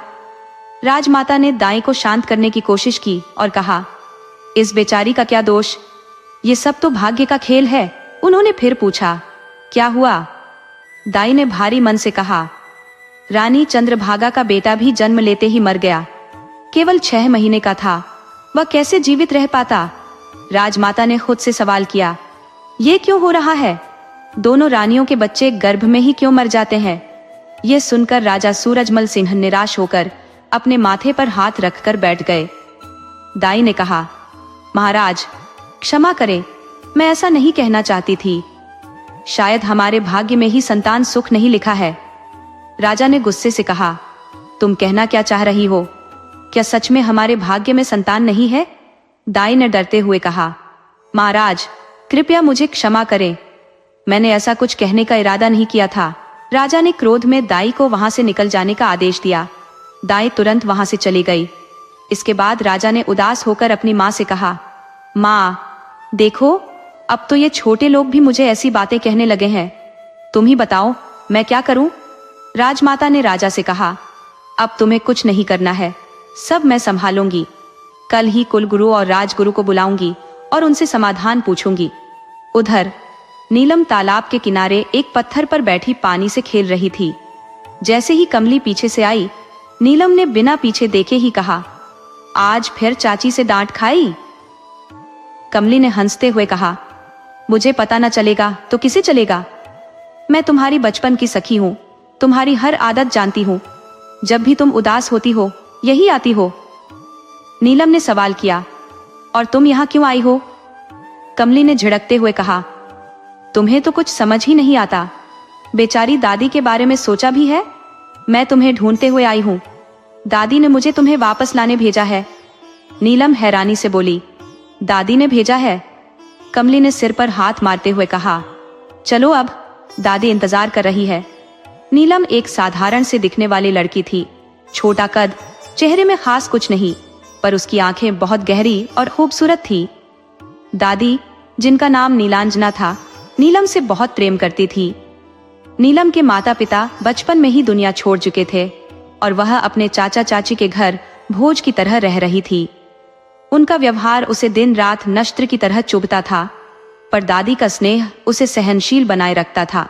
घर पहुंचते ही नीलम दादी से लिपट गई, पर दादी नाराज थी। उन्होंने गंभीर स्वर में कहा, कमली, देख, इसे ले जाओ, मैं इससे बात नहीं कर रही। नीलम ने दादी के गालों पर हाथ रखते हुए कहा, दादी, मुझसे नाराज हो? मुझसे बात नहीं करोगी तो मैं हमेशा के लिए चली जाऊंगी। दादी ने उसे गले लगाते हुए कहा, ऐसी बातें मत किया कर। कमली ने चुटकी ली, अरे दादी, एक दिन तो इसे ससुराल जाना ही है। दादी ने मुस्कुराते हुए कहा, हाँ, पर अभी इसकी कुंडली भी देखनी है। इसके बाद पंडिताइन से कहा, ये नीलम की कुंडली है, इसे पंडित जी को दिखाकर इसके विवाह का योग पूछना। रात को जब पंडित जी खाना खाकर सोने लगे, पंडिताइन ने नीलम की कुंडली उनके सामने रख दी। नीलम की कुंडली देखते ही पंडित जी के चेहरे पर चिंता की गहरी लकीरें उभर आईं। पंडिताइन ने प्रश्न किया, क्या हुआ? कुछ कहा नहीं। नीलम की शादी के योग है या नहीं? आप ही उसके लिए कोई लड़का देख लीजिए, बेचारी अनाथ है। अच्छा रिश्ता मिल जाए तो उसकी दादी की भी चिंता दूर हो जाएगी। पंडित जी मौन रहे। पंडिताइन ने दोबारा कहा, कुछ तो बताइए, आप चुप क्यों हैं? पंडित जी गंभीर स्वर में बोले, कुंडली अद्वितीय है, बहुत ही दुर्लभ योग बने हैं, सभी शुभ ग्रह अपनी अपनी जगह पर स्थिर है। ये राजयोग वाली कुंडली है, इसका भाग्य शीघ्र बदलने वाला है और विवाह का भी प्रबल योग है। बहुत जल्दी ही यह संपन्न होगा। पंडिताइन ने आश्चर्य से कहा, राजयोग? वाह, पर अभी तो नीलम नौकरों की तरह अपने चाचा चाची के घर रह रही है, बेचारी। पंडित जी ने कहा, वही तो इस कुंडली की विचित्रता है। सुख और दुख साथ साथ चलने वाले हैं। जैसे नदी के किनारे कभी नहीं मिलते, वैसे ही इसके जीवन में सुख और दुख दोनों साथ रहेंगे। पंडिताइन चिंतित होकर बोली, तो फिर इसका भविष्य क्या होगा? पंडित जी ने सांत्वना दी, घबराओ मत, जीवन में दुख और सुख दोनों का आना जाना लगा रहता है। तुम बस नीलम की अम्मा को यह खुशखबरी दे दो कि विवाह का प्रबल योग है और रिश्ता घर बैठे ही आ जाएगा। पंडिताइन ने मुस्कुराते हुए कहा, मैं कल सुबह ही अम्मा को बताऊंगी। इधर राजमहल में रानी माँ ने कुलगुरु और राजगुरु को बुलाया। कुलगुरु ने कहा, रानी माँ, हमने पहले ही बताया था कि दोनों रानियों की कुंडलियों में दोष है, संतान प्राप्ति का योग नहीं बन रहा। समस्या राजा जी के ग्रहों में है, उनके ग्रह विपरीत स्थिति में है और रानियों के ग्रहों से मेल नहीं खाते, इसीलिए संतान प्राप्त नहीं हो पाती। रानी माँ निराश होकर बोली, इसका कोई उपाय नहीं है? राजगुरु ने गंभीरता से कहा, रानी माँ, केवल एक उपाय है। राजा जी का विवाह ऐसी कन्या से हो जिसकी कुंडली में सभी ग्रह शुभ स्थान पर हो और दोनों की कुंडलियां मेल खा जाएं, तभी राज्य को उत्तराधिकारी प्राप्त होगा। रानी माँ चौंकते हुए कहती है, क्या एक और विवाह? सूर्य प्रताप सिंह इसके लिए कभी तैयार नहीं होगा। वह तो चंद्रप्रभा से विवाह करने के लिए बड़ी मुश्किल से राजी हुआ था, पहले ही स्पष्ट मना कर दिया था। बाद में उसकी सुंदरता देखकर ही हामी भरी थी। राजगुरु गंभीरता से कहते हैं, रानी माँ, हमने हर पहलू से गणना की है, यही एकमात्र उपाय है। रानी माँ चिंतित स्वर में कहती है, पहले तो राजा कभी तैयार नहीं होंगे और अगर मान भी गए तो ऐसी लड़की कहाँ से ढूंढेंगे? कुलगुरु उत्तर देते हैं, यह कठिन जरूर है, पर आप चिंता मत करें। मैं तुरंत पूरे राज्य के पंडितों को इकट्ठा कर यह संदेश भेज देता हूँ कि यदि किसी को ऐसी कुंडली वाली कन्या का पता हो तो हमें तुरंत सूचित करें। रानी माँ एक लंबी सांस लेते हुए कहती है, आप वह लड़की ढूंढिए, राजा को मनाने की जिम्मेदारी मेरी रहेगी। रानी माँ राजा को अपने कक्ष में बुलाती है। राजा आते ही पूछते हैं, माँ, आपने बुलाया? रानी माँ गंभीर स्वर में कहती है, हाँ बेटा, तुमसे एक बहुत महत्वपूर्ण बात करनी है। राजा कहते हैं, कहिए माँ। रानी माँ बोलती है, पहले वादा करो कि तुम हमारी बात मानोगे। राजा थोड़ा असमंजस में कहते हैं, माँ आप ऐसा क्यों कह रही हैं? हमारी जान भी आपके लिए हाजिर है, आप जो भी कहेंगी हम मानेंगे। रानी माँ धीरे से कहती है, बेटा तुम्हें एक और विवाह करना होगा। राजा ये सुनकर चौंकते हैं, माँ आप जानती हैं कि मैं और विवाह नहीं करना चाहता।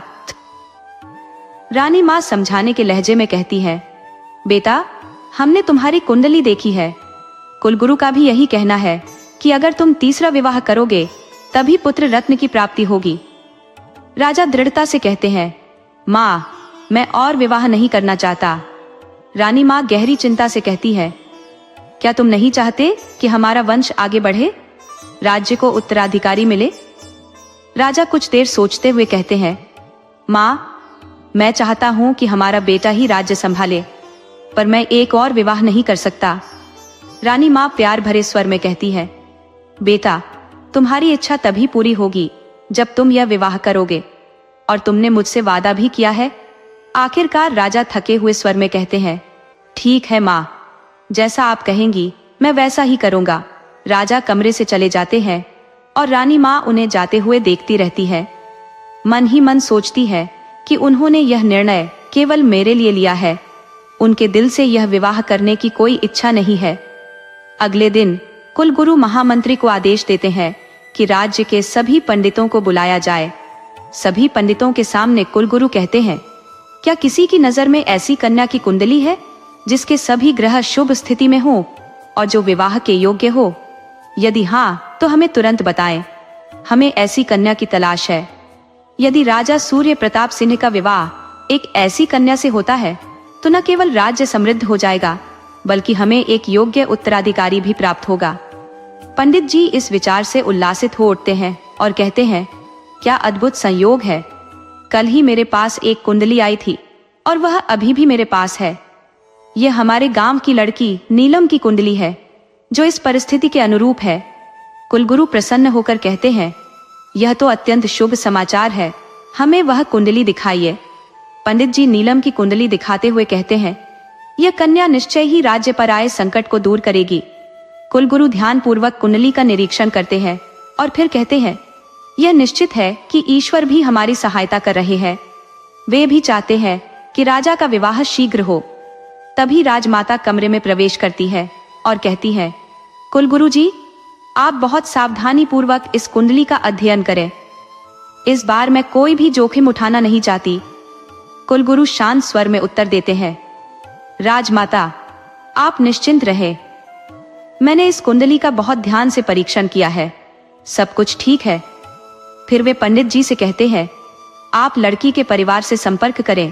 पंडित जी चिंता जताते हुए कहते हैं, वह परिवार अत्यंत निर्धन है, लड़की बहुत साधारण है और उसके माता पिता भी नहीं है।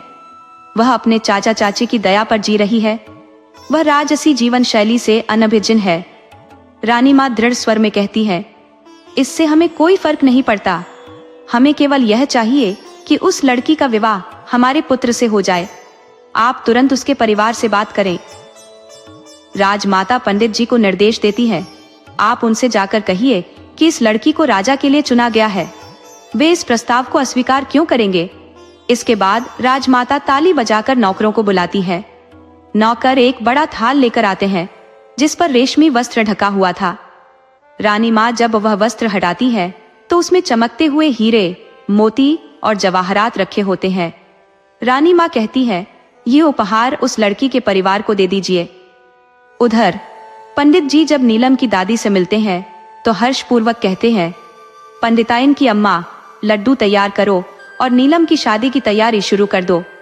उसकी कुंडली में विवाह का योग बन रहा है और इसी महीने में उसकी शादी तय हो जाएगी। ये सुनकर दादी बहुत प्रसन्न होती है और पंडिताइन से कहती है, अरे लड्डू तो जरूर बनेंगे। पंडित जी ने बताया है कि नीलम का विवाह एक बहुत बड़े घर में होगा। दादी भावुक होते हुए कहती है, अगर मेरी नीलम की किस्मत खुल गई तो वह सभी दुखों से मुक्त हो जाएगी, उसने बहुत कष्ट सहा है। नीलम की चाची व्यंग्य से कहती है, अरे, ऐसे बातें कर रही हो जैसे कोई राजा आकर हमारी नीलम से विवाह कर लेगा। दादी की आंखों में क्रोध की आग दधक उठी। वह कहने लगी, तुझे क्या परेशानी हो रही है? हाँ, सुन ले कोई भी, राजा आकर ही मेरी नीलम से ब्याह रचाएगा। चाची व्यंग्य करते हुए बोली।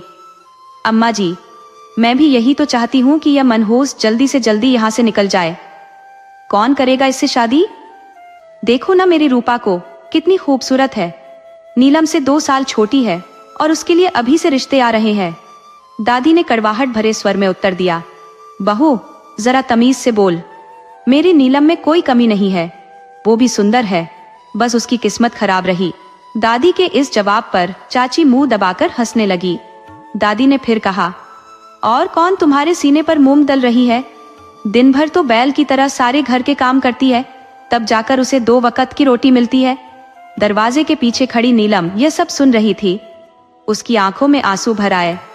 वह सोचने लगी, मेरे साथ ही ऐसा क्यों होता है? क्यों मेरे माता पिता नहीं है? अगर वे होते तो मुझे भी कोई प्यार करता। गुरुदेवी ने नीलम को रोते हुए देख लिया और उसके पास आकर कहा, मत रो बेटी, मैं हूं ना तुझे प्यार करने के लिए। तू इन सब की बातों पर ध्यान मत दे।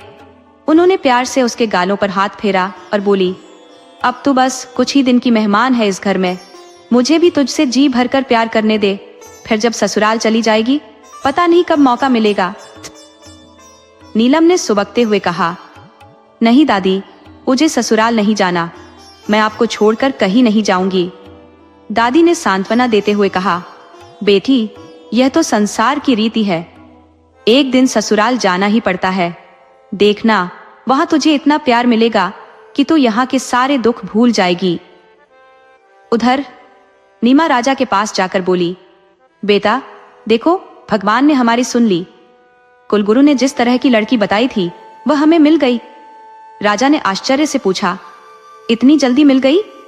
रानी मां ने प्रसन्न होकर कहा, हाँ बेटा, भगवान हमारे साथ है। मैं भी चाहती हूँ कि जल्द ही तुम्हारी शादी हो जाए।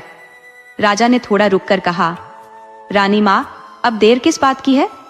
जल्द से जल्द शादी करा दीजिए। उसी समय रानीवास में रानी चंद्रभागा और रानी प्रभावती आपस में बात कर रही थी। चंद्रभागा बोली, दीदी, सुना है कि अब तीसरी रानी भी आने वाली है? प्रभावती ने धीमे स्वर में उत्तर दिया, हाँ, सुना तो मैंने भी है, पर राजा साहब ऐसा कैसे कर सकते हैं? हमारी संतान नहीं बच रही है, इसमें हमारी क्या गलती है? चंद्रभागा ने आहत स्वर में कहा, यह हमारी गलती तो नहीं, राजा साहब को थोड़ा सब्र करना चाहिए था। प्रभावती ने गंभीरता से कहा, चंद्रभागा, रानियों की किस्मत ही ऐसी होती है। राजा कभी युद्ध जीत कर नई रानी लाता है, कभी मित्रता के नाम पर, और कभी उसे कोई पसंद आ जाती है। हम रानियों को यह सब सहन करना पड़ता है। चंद्रभागा ने कहा, मुझे तो भय सता रहा है, यदि वह अत्यधिक सुंदर हो गई तो राजा जी का हमसे मोह भंग हो जाएगा। प्रभावती ने उत्तर दिया, यही तो हुआ था जब तुम यहाँ आई थी, तब राजा जी मुझे पूरी तरह से भूल गए थे। अब तुम कभी कभी मेरे पास आती हो। चंद्रभागा की चिंता बढ़ गई। उसे लगा कि उसकी स्थिति भी प्रभावती जैसी हो जाएगी। इस बीच कमली नीलम को चिढ़ा रही थी, नीलम, अब तो तू चली जाएगी, फिर मैं रूपा से दोस्ती कर लूंगी। नीलम उदासी के साथ बोली, कमली तो मुझे भुला ही देगी। कमली उसे गले लगाते हुए बोली, नहीं पागल, मुझे तेरी बहुत याद आएगी। तेरे बिना मैं कैसे रहूंगी? मैं अपने बापू से कहूंगी कि जहां तेरा विवाह हो रहा है वही मेरा भी करा दे। और दोनों हंसने लगी। फिर नीलम गंभीर होकर बोली, कमली, क्या मेरा पति मुझे प्यार करेगा? कमली ने आश्चर्य से पूछा, तू ऐसा क्यों कह रही है? नीलम ने उदासी से उत्तर दिया, क्योंकि मैं इतनी सुंदर नहीं हूं। इसी बीच पंडित जी नीलम के चाचा के घर राजा द्वारा भेंट लेकर आए। जब बाजे की आवाज सुनकर आसपास के लोग और नीलम के घर के लोग बाहर निकले तो सभी को लगा कि किसी की बारात आ रही है। गांव में अक्सर ऐसा ही होता है, बच्चे तो बारात के साथ नाचने लगते हैं। जब पंडित जी हाथी, घोड़े, सैनिक और डोली के साथ आते हैं तो सभी लोग आश्चर्यचकित होते हैं, लेकिन जब पंडिताइन पंडित जी को घोड़े पर सवार होकर गाजे बाजे के साथ आते देखती हैं तो वह अपना माथा पीट लेती है और कहती है, क्या हुआ पंडित जी, क्या बुढ़ापे में आपने दूसरा विवाह कर लिया? वह रोने लगती है और आसपास की महिलाएं उन्हें सांत्वना देने लगती हैं। नीलम और कमली के घर पास पास थे। जब पंडित जी घोड़े से उतरते हैं तो पंडिताइन दौड़कर उनके पास जाती है और उनके सीने पर मुक्के से प्रहार करते हुए विलाप करती है, आपने ये क्या किया? वह जमीन पर गिर जाती है। पंडित जी उन्हें उठाते हुए कहते हैं, अरे भाग्यवान, मेरी बात तो सुनो। लेकिन वह रोती रहती है। जब पंडित जी एक स्वर में बोलते हैं, भाग्यवान, पहले मेरी बात तो सुनो, तो वह चुप हो जाती है। पंडिताइन ने पूछा, क्या हुआ तुम्हें? क्या तुम्हें लगता है कि मैं कोई विवाह लेकर आया हूं? तब पंडित जी ने कहा, अरे मेरी भाग्य, नीलम के लिए रिश्ता आया है। ये सुनकर सभी लोग आश्चर्यचकित रह जाते हैं। फिर पंडित जी ने बताया, ये सब नीलम के लिए भेजा गया है। पंडित जी ने कहा, हमारी राजमाता ने भेजा है, नीलम को महारानी बनाना चाहती है। ये सुनकर चाची गिरते गिरते बची। चाची बोली, क्या ये हाथी, घोड़े, डोली सब नीलम के लिए है? क्या राजा जी उससे शादी करना चाहते हैं? चाचा ने कहा, पंडित जी, आप क्या बात कर रहे हैं? तब पंडित जी ने कहा, चलो भाई, घर के भीतर चलो, सारी बातें बताता हूँ। सब नीलम के घर के भीतर आ जाते हैं और जो लोग भीतर नहीं आ पाते वे घर के आसपास इस तरह इकट्ठा हो जाते हैं जैसे मधुमक्खियां अपने छत्ते को सुरक्षित रखती है। बच्चे उन्हें देखकर खुश हो जाते हैं। यह उनके लिए नया खेल बन जाता है और वे घोड़ों को देखने लगते हैं। यह पहला अवसर था जब गांव में पूरा लश्कर इस तरह आया था। नीलम और कमली इस सब से बेखबर तालाब के किनारे बैठकर आपस में बातें कर रही थी। पंडित जी सभी बातें चाचा को बताते हैं और कहते हैं, हमारे नीलम के तो भाग खुल गए हैं। राजा जी का रिश्ता घर बैठे आया है और यह सब भेंट रानी माँ ने भेजी है। हमें सभी को विवाह के लिए राजमहल बुलाया गया है। दादी ने कहा, राजा जी की पहले से 2 शादियां हो चुकी है। चाची ने उत्तर दिया, तुम कैसी बात कर रही हो अम्मा? राजा दोस्त तो शादी करते ही रहते हैं। अब यह सोचो, नीलम रानी बनेगी और राजमहल में रहेगी। दादी फिर सोच में पड़ गई और बोली, पर राजा की उम्र भी तो देखनी होगी। लेकिन वह अपनी बात नहीं कह पाई। चाची ने कहा, ये बुढ़िया पागल हो गई है। चाचा ने उसे घूरते हुए कहा। त्वचा की तुरंत संभल के बोलती है, अरे अम्मा, दीमा में लड़के की कौन सी उम्र देखी जाती है? तुम बस शादी की तैयारियां करो। चाचा और पंडित जी ने उसकी बात का समर्थन किया। दादी ने कहा, पर उन्होंने हमारे नीलम को देखा भी नहीं है। पंडित जी ने कहा, देखने और दिखाने में क्या फर्क पड़ता है? नीलम की कुंडली इतनी जबरदस्त थी कि रानी माँ ने आगे आकर उसका हाथ मान लिया। फिर दादी चुप हो गईं। इस बीच राजमहल को दुल्हन की तरह सजाया जा रहा था। तरह तरह की रोशनी से जगमगा रहा था और रानी चंद्रभागा का दिल धड़क रहा था। वह विश्वास ही नहीं कर पा रही थी कि राजा जी उसे श्री रानी के साथ कैसे बांटेंगे। वह सोचती है, राजा जी मुझे भूल जाएंगे। वह अपने चेहरे को देखती है और कहती है, मैं सुंदर हूँ, लेकिन यदि मैं हूर की परी हुई तो? फिर वह अपने चेहरे पर पाउडर की परत चढ़ाकर कहती है, मुझसे सुंदर कोई नहीं। इतने में एक दासी ने कहा, रानी, सारी बात राजा जी पधार रहे हैं। चंद्रभागा बहुत खुश हो जाती है। वह अपने वस्त्र और गहनों को ठीक करती है और पलकों पर बैठ जाती है। राजा आते हैं और कहते हैं, रानी जी, अब आपका स्वास्थ्य कैसा है? चंद्रभागा कहती है, ठीक है राजा साहब, लेकिन राजकुमार को खोने का गम मुझे दुखी कर देता है। राजा कहते हैं, हाँ रानी जी, हमें भी अपने राजकुमार के खोने का दुख है, लेकिन क्या करें, ईश्वर को यही मंजूर था। पता नहीं वह हमारी गोद में कब आएगा। जंगल में बाबा राजा जी के पास आते हैं और उनकी गोद में सिर रखकर कहते हैं, इस बार हम जल्दी नन्हा सा राजकुमार अपनी गोद में लाएंगे। राजा कहते हैं, हम भी ईश्वर से दिन रात यही प्रार्थना करते हैं, लेकिन वह हमारी सुनते कहाँ है। तब चंद्रभागा ने पूछा, आप पी से शादी क्यों कर रहे हैं? राजा साहब कहते हैं, हम तो नहीं करना चाह रहे थे, पर रानी माँ का हुक्म है तो हमें मानना ही पड़ेगा। रानी माँ के खिलाफ तो हम जा नहीं सकते। रानी माँ ने कहा है और हमसे वादा भी लिया है, इसलिए हम अपने वादे से बंधे हुए हैं।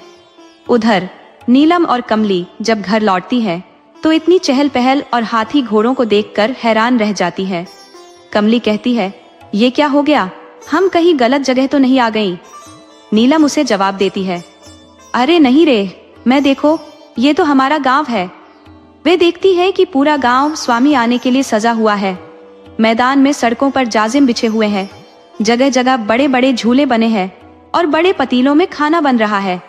अलग अलग भगवानों की खुशबू आ रही है और मिठाइयाँ भी बहुत अच्छे से बन रही है। लगभग पूरा गांव इस काम में लगा हुआ है। इतने में किसी की नजर नीलम पर पड़ती है और वह चिल्लाकर बोलता है, अरे नीलम आ गई। बस फिर क्या था, सभी लोग नीलम के पास इकट्ठा हो जाते हैं।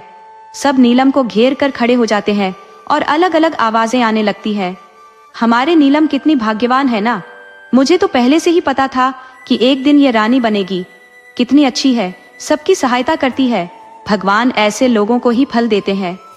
नीलम को बड़ा आश्चर्य होता है, क्योंकि उसने अभी तक अपने बारे में यही सुना था कि वह अपशगुन लाती है। वह सोचती है, कल मेरे माँ बाप ने कहा था कि मैंने मनोज का मुंह देख लिया और अब ये उलटी गंगा कैसे बह रही है।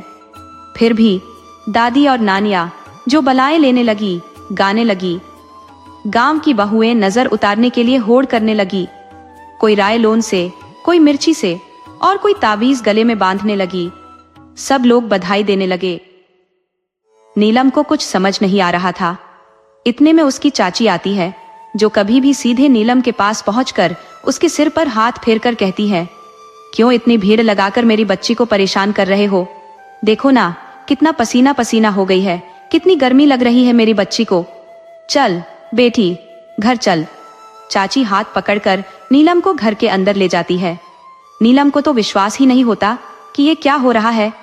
वह कमली से कहती है, मुझे जरा तो काट, कहीं मैं सपना तो नहीं देख रही। वह अपने हाथ पर चिकोटी काटती है और उसके मुंह से आवाज निकलती है, नहीं, ये सपना नहीं है, ये सब सच हो रहा है। चाची उसे अंदर ले जाकर बैठा देती है। रूपा पंखा करने लगती है और कहती है, जरा अच्छे से पंखा जन दीदी को, पसीना नहीं आना चाहिए। पास में चाची के मुंह से निकलता है, दीदी, तेरी माँ तुझे याद कर रही थी। कमली अपने घर चली जाती है। फिर अपने बेटे रघु से कहती है, जा पानी लेकर आ दीदी के लिए। थोड़ी देर रुककर वह कहती है, ऐसा कर लेना। फिर चाची नीलम के सिर पर हाथ रखकर कहती है, बेटा, आज से पहले मैंने तेरी पसंद का बादाम का हलवा बनाया है, जो तुझे बहुत पसंद है ना। और हलवा अपने हाथों से खिलाने लगती है। नीलम को तो समझ नहीं आ रहा है कि क्या हो रहा है।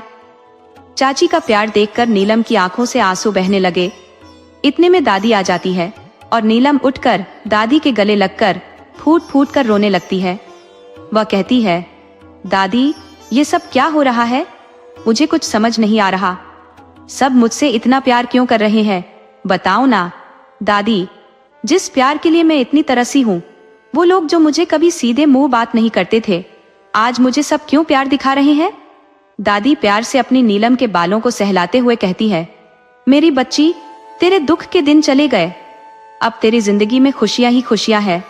और आंखों में आंसुओं को पोंछते हुए कहती है, रोने का समय नहीं है अब तो हंसने का समय आ गया है। नीलम कहती है, दीदी, आपकी शादी में मैं तो रानी का लहंगा लूंगी। चाची हंसते हुए कहती है, तेरी दीदी तुझे एक या दो नहीं, सैकड़ों लहंगे बनवा देगी, उसे किस चीज की कमी है। नीलम आश्चर्य और खुशी से दादी की तरफ देखने लगती है। दादी कहती है, हाँ बेटा, तू रानी बनेगी, तेरे लिए राजा साहब का रिश्ता आया है। नीलम पूछती है, कौन? चाची प्यार से कहती है, अरे पगली मेरी बच्ची, तो अपने देश के राजा का रिश्ता है। नीलम को गुस्सा आने लगता है और वह संभल कर कहती है, राजा जी का?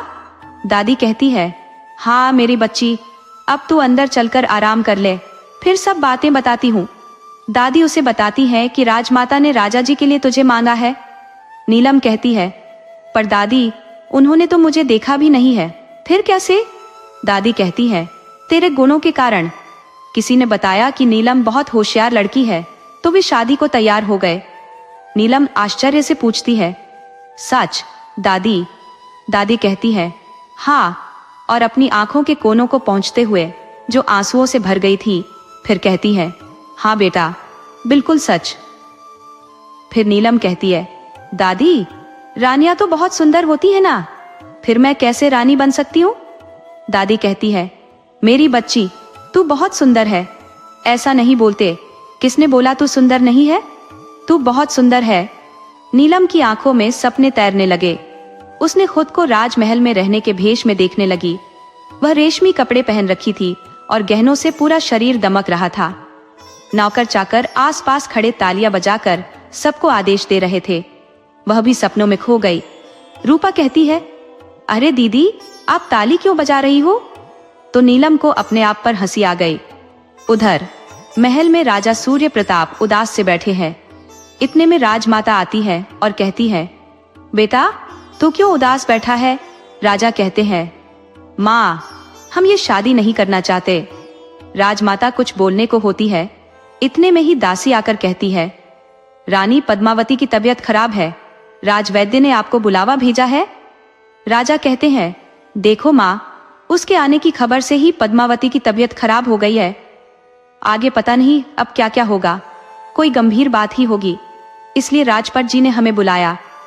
रानी माँ कहती है, चलो देखते हैं, हम जाकर ही देखेंगे कि क्या हुआ है, क्या बात है। वे लोग प्रभावती के महल में पहुंच जाते हैं। राजभर जी बधाई देते हुए कहते हैं, बधाई हो, आप बाप बनने वाले हैं, राजा सूर्य प्रताप सिंह। राजा सूर्य प्रताप बहुत खुश हो जाते हैं और कहते हैं, आप सच कह रहे हो ना? राजभर जी कहते हैं, हम आपसे भला झूठ क्यों बोलेंगे। राजा जी अपने गले की मूर्तियों का हाथ वैद्य जी को दे देते हैं। रानी माँ कहती है, देखो, उसके आने की खबर से खुशी आने लगी है। जब वह खुद आ जाएगी तो तब क्या होगा? राजा जी बात को अनसुना करते हुए प्रभावती का हालचाल पूछने लगते हैं। रानी चंद्रभागा प्रभावती के पास आती है। उसे कस के गले लगाते हुए कहती है, दीदी, आज मुझे बहुत खुशी हो रही है कि आप माँ बनने वाली है। मेरी नहीं तो आपकी संतान ही मुझे माँ कहेगी। मैं ही आपका पूरा ख्याल रखूंगी। बच्चे को कुछ नहीं होगा, भगवान इसे हमसे नहीं छिनेगा। रानी प्रभावती कहती है, छोटी, मैं भी दिन रात भगवान से यही प्रार्थना कर रही हूँ, कम से कम एक संतान तो राजा जी को दे सकूं। चंद्रभागा आशा भरी नजरों से प्रभावती की तरफ देखकर कहती है, दीदी, अब राजा जी शादी तो नहीं करेंगे ना? छोटी राजमाता ने कह दिया है तो वह शादी तो करेंगे, जरूर करेंगे, प्रभावती का कहना है। चंद्रभागा परेशान हो जाती है और कहती है, फिर मेरा क्या होगा? आपकी तो संतान हो रही है तो राजा साहब आपको तो प्यार करेंगे ही। वो नई नवेली रहेंगी, राजा साहब तो उसके लटके झटके और सुंदरता में ही रहेंगे, फिर मेरे पास तो आएंगे ही नहीं। मेरा क्या होगा दीदी? प्रभावती उसका चेहरा हाथ में लेकर बोलती है, नहीं छोटी, उदास मत हो, तू तो पूनम का छांद है, तुम्हारी कोई बराबरी नहीं कर सकता। राजा साहब का तुमसे मोह भंग नहीं हो सकता। उधर नीलम राजमाता द्वारा दिए गए कपड़े पहनकर हार सिंगार पहन के बैठी हुई थी। वह बहुत अच्छी लग रही थी। दादी आकर उसे काला टीका लगाती है और कहती है, बिल्कुल रानी लग रही है मेरी बच्ची, किसी की नजर न लग जाए। चाचा उसे मिर्ची से नजर उतारते हैं और चाची भी उसके साथ में होती है। धूप और रघु उसके पास ही बैठे हैं और राजमहल की बातें कर रहे थे, लेकिन नीलम को उन बातों में मन नहीं लग रहा था। उसे कमली की बहुत याद आ रही थी और उसे ढेर सारी बातें करनी थी। इतने में कमली आ जाती है और नीलम से गले लगाकर रोते रोते कहती है, नीलम, तो मुझे कल छोड़कर चली जाएगी क्या? माँ ने बताया कि तेरी शादी हो रही है, अब मैं अकेली क्या करूंगी? कमली इतनी लंबी रोने लगती है और कहती है, कमली, तू भी मेरे साथ चलना, मैं भी तो हूँ, अकेली हो जाऊंगी। इतने में चाची आती है और चढ़कर कहती है, अरे इसे क्यों ले जाएगी? राजमहल अगर किसी को ले जाना होगा तो रूपा को ले जाएगी, ठीक है ना? अनूपा, तेरी बहन उसे लेके जाना। अब बड़ी बहन रानी बन गई तो छोटी बहन का विवाह भी तो राजघराने में होगा, वहां के तौर तरीके अच्छे से सीख जाएगी। फिर कमली की तरफ इराक भरी नजरों से देखती है और कहती है, नीलो मेरी बच्ची, अब तुम रानी बन गई हो, छोटे लोगों से तुम अब कुछ दूर रहकर रहो, इनके आंसू बहाना सही नहीं है इनके लिए। नीलम जी के सामने तो कुछ नहीं बोल पाती, न वे पहले बोलती थी और न आज कुछ बोली। कमली चाची का व्यवहार जानती थी, इसलिए उसे बिल्कुल भी बुरा नहीं लगा। वह तो नीलम के पास बैठ गई। चाची कहती है, कैसे? बेशक हम लड़कियां हैं, मैं इतना कह रही हूँ, फिर भी अपने घर नहीं जा रही हूँ। दोनों ने चाची की बात अनसुनी कर दी और आपस में बातें करने लगी। कमली नीलू से कहती है, बहुत सुंदर लग रही है नीलू, तुम इन कपड़ों में बिल्कुल परी लग रही हो। नीलम कहती है, सच में? हाँ, सच में बहुत सुंदर लग रही हूँ नीलम, तेरी कसम। फिर नीलम कहती है, कमली, मैं राजमहल में कैसे रहूंगी? मौसम कैसे रहते हैं मुझे पता ही नहीं है। कमली कहती है, आ रही है क्या करे, जैसे अपने घर में रहते हैं वैसे ही रहना, बस काम नहीं करना पड़ेगा। तुम्हें बहुत सारे नौकर होंगे जो तुम्हारे आगे पीछे घूमेंगे, पानी तक तुम्हें हाथ मिलाकर देंगे। नीलम सपनों में खो जाती है। उसके आगे पीछे नौकरों की भीड़ रानी रानी कहकर सब बोल रहे हैं। कमली कहती है, अरे क्या हो गया? सच बोल रही हूँ।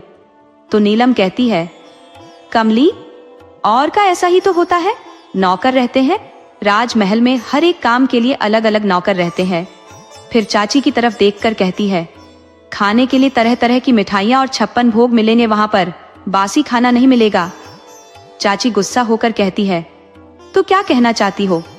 मैं अपने बच्चे को बासी खाना खिलाती थी? अरे हमारा तो पूरा चौका उसके हाथ में था, जो बनाना हो बनाओ, जो खाना होगा वो खाओ, क्यों है ना मेरी लाडो? नीलम की तरफ देखकर कहती है। नीलम उसकी हाँ में हाँ मिला देती है। इतने में दादी आ जाती है और कहती है, चलो सब लोग अपनी अपनी तैयारी कर लो, कल सुबह हमें राजमहल चलना है, विवाह होगा, तुम भी तैयार हो जाओ, तुम्हारे माँ बाप भी आएंगे। दूसरे दिन सब लोग राजमहल के लिए रवाना होते हैं। करीब 25-30 लोग होते हैं, बाकी सैनिक और नौकर चाकर होते हैं। जाते जाते नीलम दादी की आज्ञा से राजमाता से मिलती है और मुद्राएं गांव वालों को बांट देती है। उधर राजा सूर्य प्रताप सिंह रानी माँ से कहते हैं, माँ, मैं शादी के लिए तैयार हो गया हूँ, पर आप इतनी धूमधाम से क्यों कर रही हो? किसी सादे समारोह में आप क्यों नहीं कर लेती? रानी माँ कहती है, यह एक राजा की शादी है जिसे हम साधारण तरीके से नहीं कर सकते। फिर भी राजा कहते हैं, मैं नहीं चाहता। राज साहब कहते हैं कि अन्य राज्यों को निमंत्रण दिया जाए, रानी चंद्रभागा और रानी प्रभावती के घर वालों को भी नहीं बुलाया जाए। रानी माँ कहती है, बेटा तुम बहुत जिद्दी हो गए हो। राजा कहते हैं, क्या आपको मेरी बात माननी ही पड़ेगी? राजा कहते हैं, माँ, मैं शादी करने को तैयार हो गया हूँ, यही बहुत है। रानी माँ कहती है, ठीक है, हम किसी को नहीं बुलाएंगे और प्रजा अगर शादी में आना चाहे तो हम मना नहीं करेंगे। नीलम और उसके घर वाले राजमहल पहुंच जाते हैं। वहां का नजारा बहुत ही अद्भुत था। पूरे राज्य को फूलों से सजाया गया था और सभी लोग बस नीलम को एक नजर देखना चाह रहे थे, पर वह तो पालकी में पर्दों के बीच में थी। नीलम जरूर देख रही थी कि पर्दों की ओर से क्या क्या हो रहा है। उन लोगों की रहने की व्यवस्था महल के बाहर ही की गई थी। रानी माँ बहुत से उपहार लेकर नीलम से मिलने आई और नीलम का साधारण स्वरूप देखकर रानी माँ सोचने लगती है, कहीं मैंने गलत निर्णय तो नहीं ले लिया? मैंने तो देखा कि इस लड़की की कुंडली बहुत अच्छी है, पर यह नहीं सोचा कि दिखती कैसी होगी। राजा इसे अपना भी पाएगा या नहीं? और अब तो प्रभावती भी गर्भवती है। उसकी संतान के पचले जाने के बाद इस लड़की से शादी करने का कोई मतलब ही नहीं रह जाएगा। फिर तुरंत ही उसे कुलगुरु की बात याद आती है कि दोनों रानी और राजा के मिलन से संतान का योग तो बनता है, पर संतान प्राप्त नहीं होती। इस बार भी ऐसा ही हो गया, तो ये नीलम की कुंडली तो खुद उन्होंने ही मिलाई है, तो इसके लिए तो कोई शक की गुंजाइश ही नहीं रह सकती। यही है जो हमें हमारे राज्य का उत्तराधिकारी दे सकती है। फिर रानी माँ सोचती है, रंग रूप का क्या, ये तो साधारण सी लड़की है और ज्यादा तैयार भी नहीं हुई है। अगर अच्छे से श्रृंगार करेगी तो सब अच्छी लगने लगेंगी। इसके तो कितने सुंदर है, इसकी बहुत गहरी नीली आंखें हैं। फिर वो नीलम को सब उपहार देती है और उसकी नजर उतारती है। दादी, चाचा, चाची गांव वालों से बात भी करती है। उन्हें बताती है कि राजा जी यह विवाह साधारण तरीके से ही कर रहे हैं, इसलिए हम लोग मंदिर में गंधर्व विवाह कर लेंगे। इसके लिए मंडप और बाकी रस्मों की जरूरत नहीं पड़ती। दादी को यह अजीब तो लगता है, क्योंकि उन्होंने तो नीलम की शादी के लिए बहुत से सपने सजा रखे थे। रानी माँ के सामने किसी की बोलने की हिम्मत नहीं थी, बस सब उनकी हाँ में हाँ मिला देते थे। रानी उठकर खड़ी हो जाती है तो सब लोग उनके सम्मान में खड़े होकर अभिवादन करते हैं। फिर रानी माँ कहती है, ठीक है, अब हम जाते हैं। हमें थोड़ी तैयारी करनी है। हम शाम को सब मंदिर में मिलेंगे और हमारे कुल देवता का मंदिर है, वहीं पर इन दोनों का विवाह होगा। दादी नीलम के पास बैठकर उसे पतिव्रता स्त्री के नियम बताने लगती है। हमेशा अपने पति की बात सुनना, उससे बहस मत करना, उनकी बातें मानना, उनके उठने से पहले उठना, उनके सोने के बाद सोना, उन्हें खिलाने से पहले खाना नहीं खाना, और मेरी लाडो, सबसे अंतिम बात, मायके का मोह मत करना।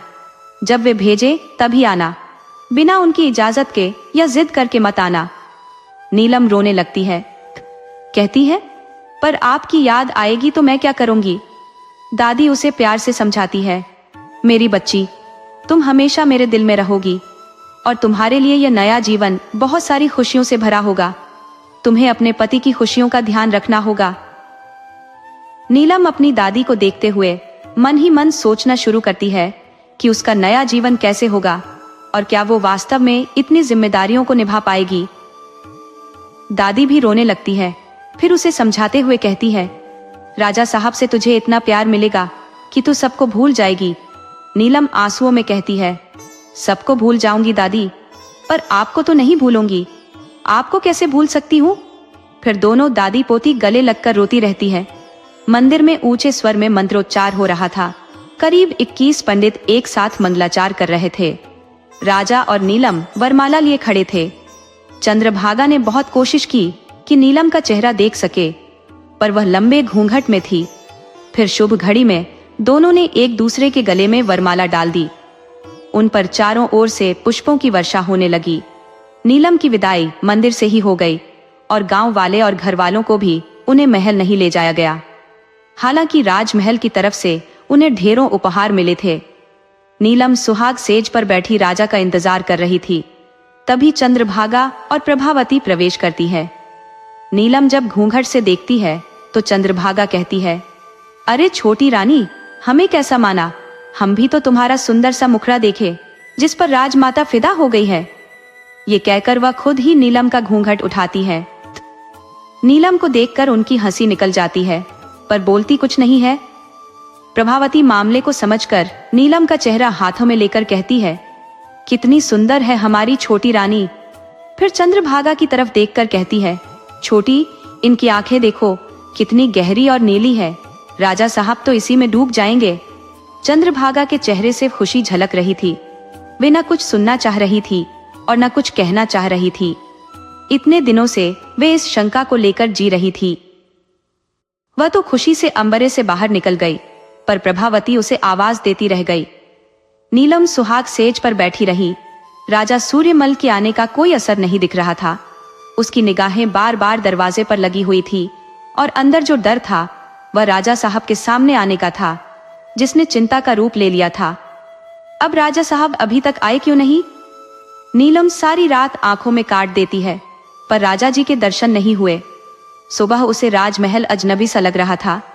वैसे तो सब सुविधा थी, पर कहने को अपना कोई नहीं था जिससे अपने मन की बात कह सके। घर की दादी और कमली की उसे बहुत याद आ रही थी। किससे कहे, अपना दुख झरोखे से उस उपवन को देखकर थोड़ी देर के लिए अपने मन को बहला रही थी। रानी महाराजा के पास जाती है और कहती है, हमने सुना है कल रात आप रानी नीलम के पास नहीं गए थे। राजा कहते हैं, आपने सही सुना था रानी माँ, पर क्यों नहीं गए। कल आपकी सुहाग की रात थी और आपको उनके साथ होना चाहिए था। रानी कहती है, राजा कहते हैं, रानी, आपकी बात मानकर उस लड़की से विवाह तो कर लिया, लेकिन हम उसे अपना नहीं पाएंगे। ये सुनकर रानी माँ को चिंता होने लगती है। क्या नीलम के साथ ऐसा ही होगा। क्या उनका विवाह केवल एक औपचारिकता बनकर रह जाएगा। रानी माँ मन ही मन सोचती है कि नीलम को राजा का प्यार जीतने का अवसर देना चाहिए। रानी माँ कहती है, राजा, तुम्हें पता है हमने तुम्हारी शादी उस लड़की से किसी उद्देश्य से की थी। उस उद्देश्य को तो पूरा करो। राजा कहते हैं, आप मुझ पर इतना दबाव नहीं बना सकती। मेरा मन उस लड़की के पास जाने का नहीं हो रहा। रानी माँ कहती है, मैं राजमाता हूँ और मैं तुम्हें हुक्म दे सकती हूँ। तुम्हें नीलम के पास जाना ही पड़ेगा। एक बार तो जाना ही पड़ेगा। फिर राजमाता चली जाती है। राजा आखिरकार मन मारकर नीलम के महल पहुंचता है। वह देखता है कि एक लड़की जिसकी रेशमी बाल कमर तक लहराते थे, झरोखे से बाहर देख रही थी। राजा समझ जाते हैं कि यही सुंदरी नीलम होगी। वह आवाज लगाते हैं, नीलम। नीलम किसी पुरुष की आवाज सुनकर चौंक कर पीछे देखती है। ये कौन है? राजा उसे देखकर कहते हैं, तुम कौन हो? नीलम कहती है, जी मैं नीलम। राजा कहते हैं, नहीं, तुम नीलम नहीं हो सकती। हमने तो सुना है कि तुम बहुत सुंदर हो, और तुम तो नीलम नहीं हो सकती। नीलम राजा को देखकर बहुत खुश हो जाती है।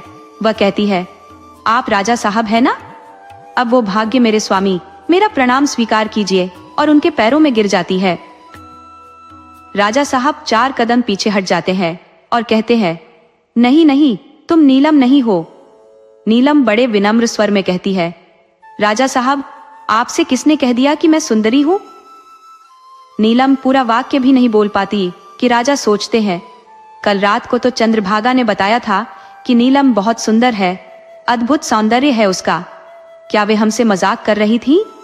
फिर वह जोर से चिल्लाकर कहते हैं, नहीं नहीं, हम तुम्हारे साथ नहीं रह सकते, हम तुम्हारा चेहरा नहीं देखना चाहते।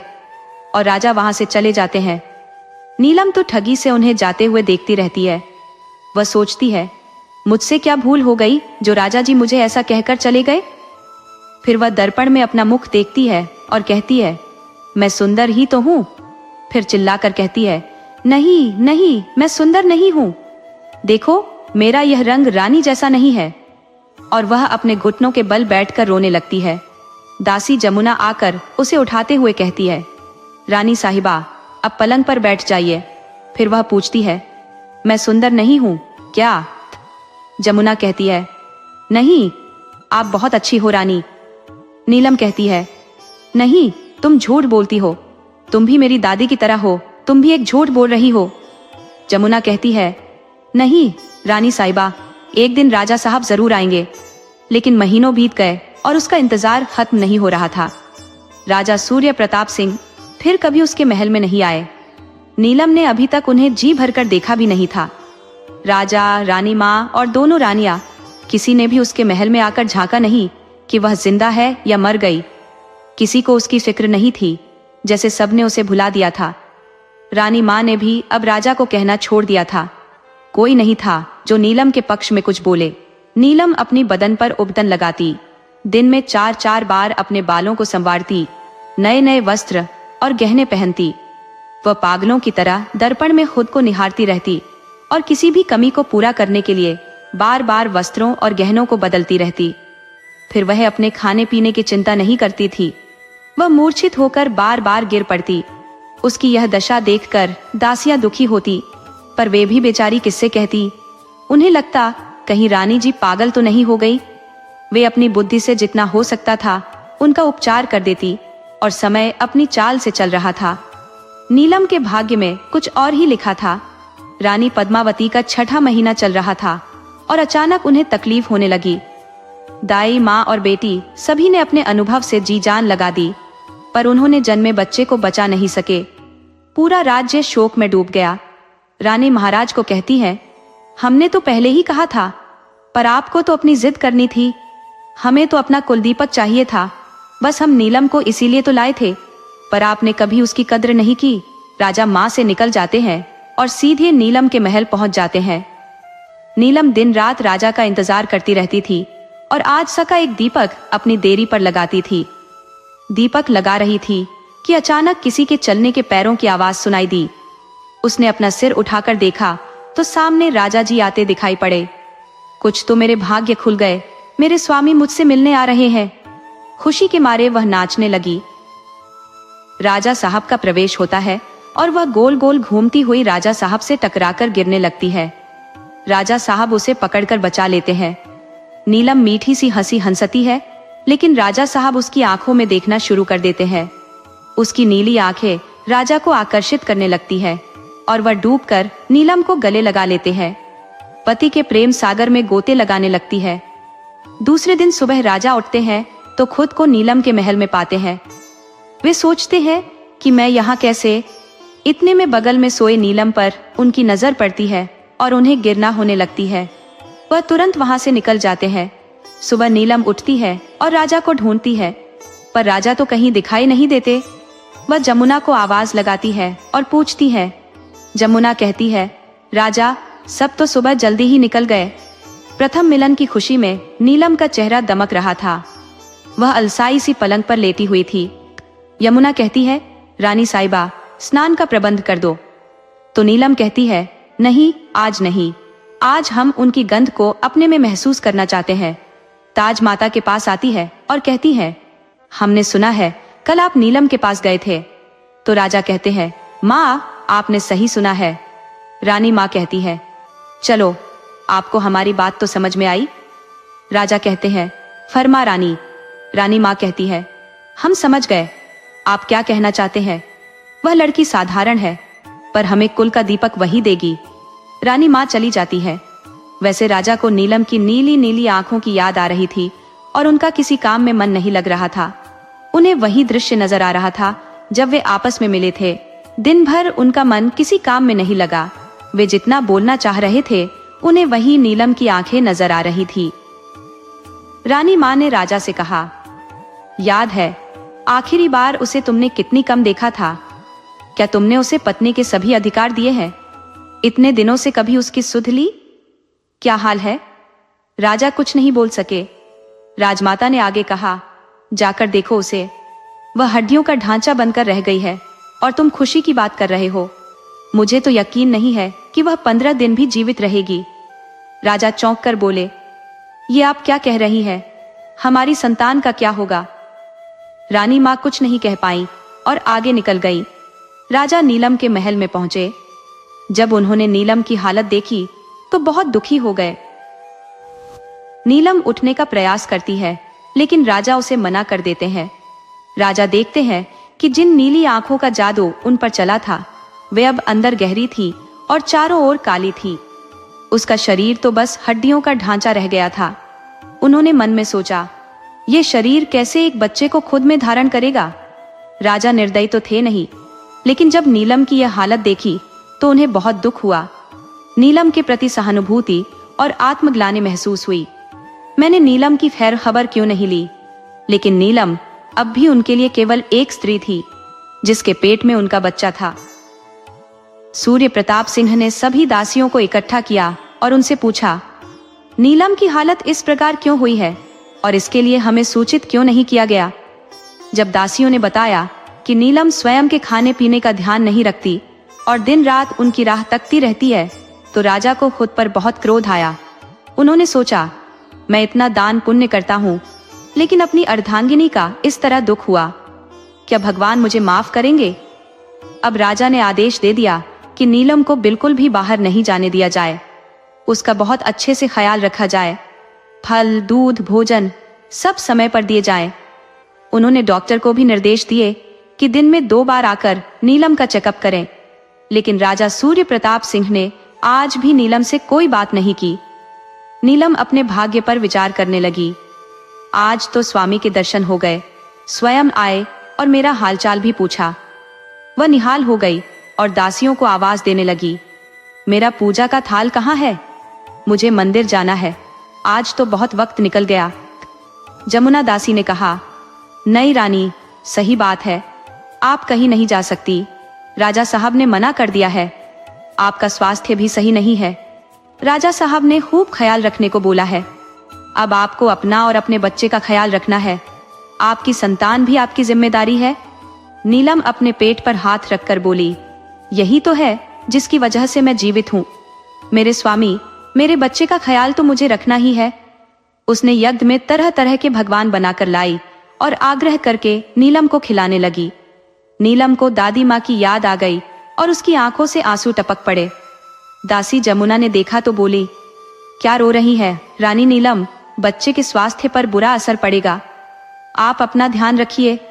यमुना ने कहा, रानी माँ, ओबैदी स्वयं अपने हाथों से खिलाकर जाती है। उसके बाद रानी ने कहा, हम चलते हैं, आप अपना ख्याल रखिए, और प्यार से नीलम के गालों पर हाथ फेरा। जैसे ही रानी माँ पलटी, नीलम फूट फूट कर रोने लगी, लेकिन रानी माँ ने पलटकर नहीं देखा। वे सीधे द्वार से बाहर निकल गई, क्योंकि उनकी आंखों में भी आंसू आ गए थे, जिसे वे किसी को दिखाकर खुद को कमजोर साबित नहीं करना चाहती थी। नीलम सोचने लगी, ये संतान तो मुझे बहुत खुशी दे रही है, जिसकी मैंने कभी कल्पना भी नहीं की थी। इतने में राजा सूर्य प्रताप सिंह का प्रवेश होता है। उनके हाथ में एक फूलों का गुच्छा होता है। वे आते हैं और जमुना से कहते हैं, इसे रानी जी के पास रख दीजिए, इससे उनका मन खुश रहेगा। फिर वे नीलम की तरफ देखकर कहते हैं, आप कैसी हैं, नीलम?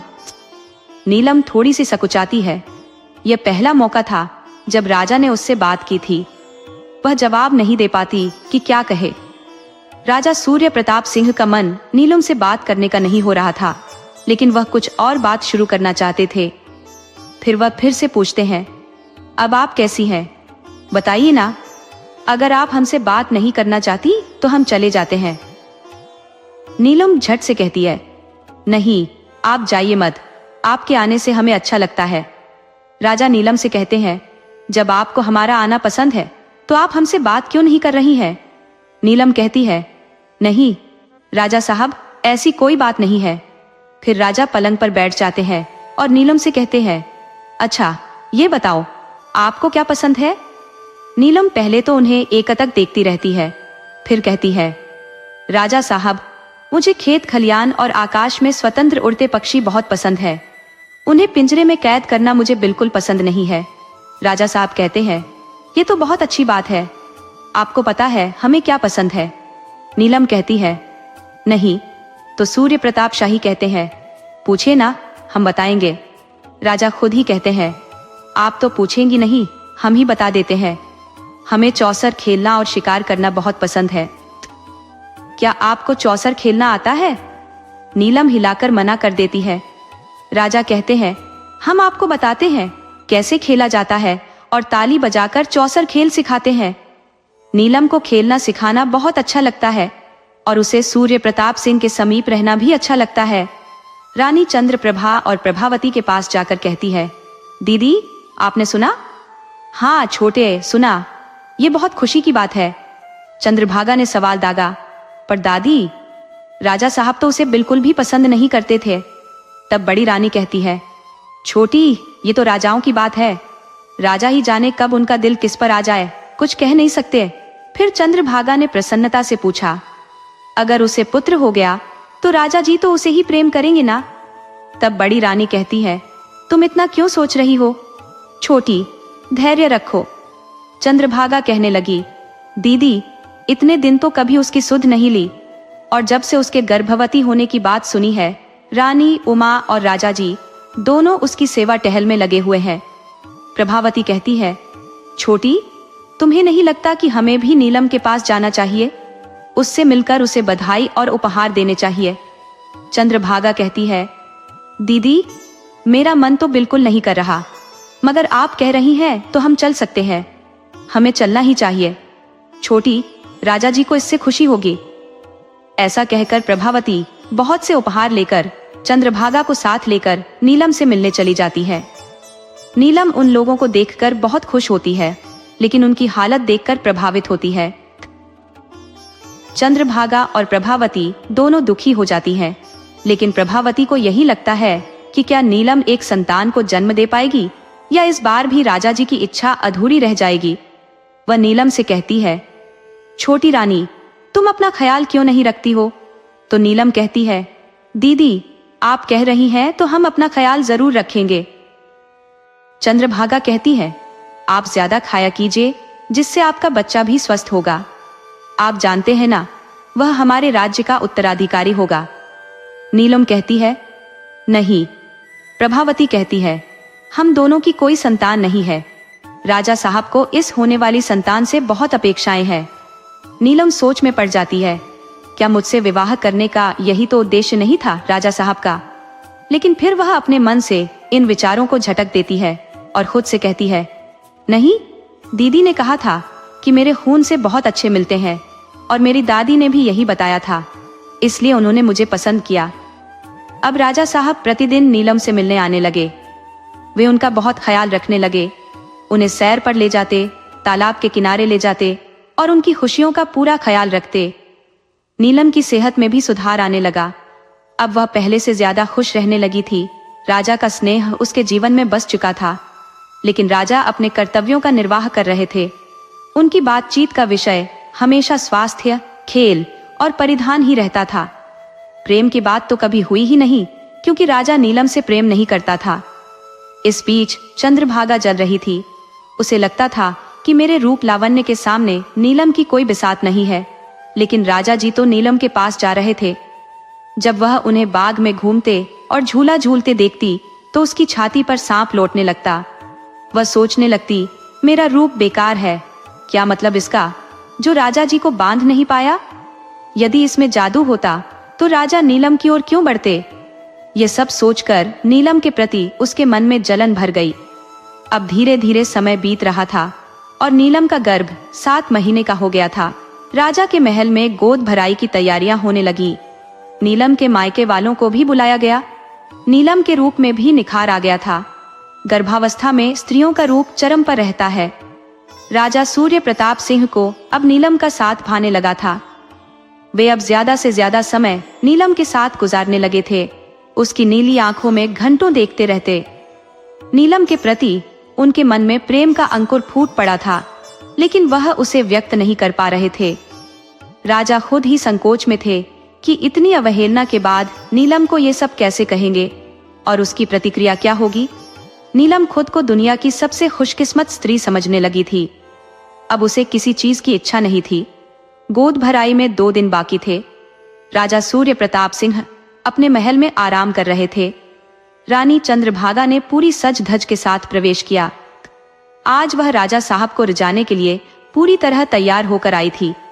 सूर्य प्रताप सिंह ने कहा, अरे आइए चंद्रभागा, बहुत दिनों बाद।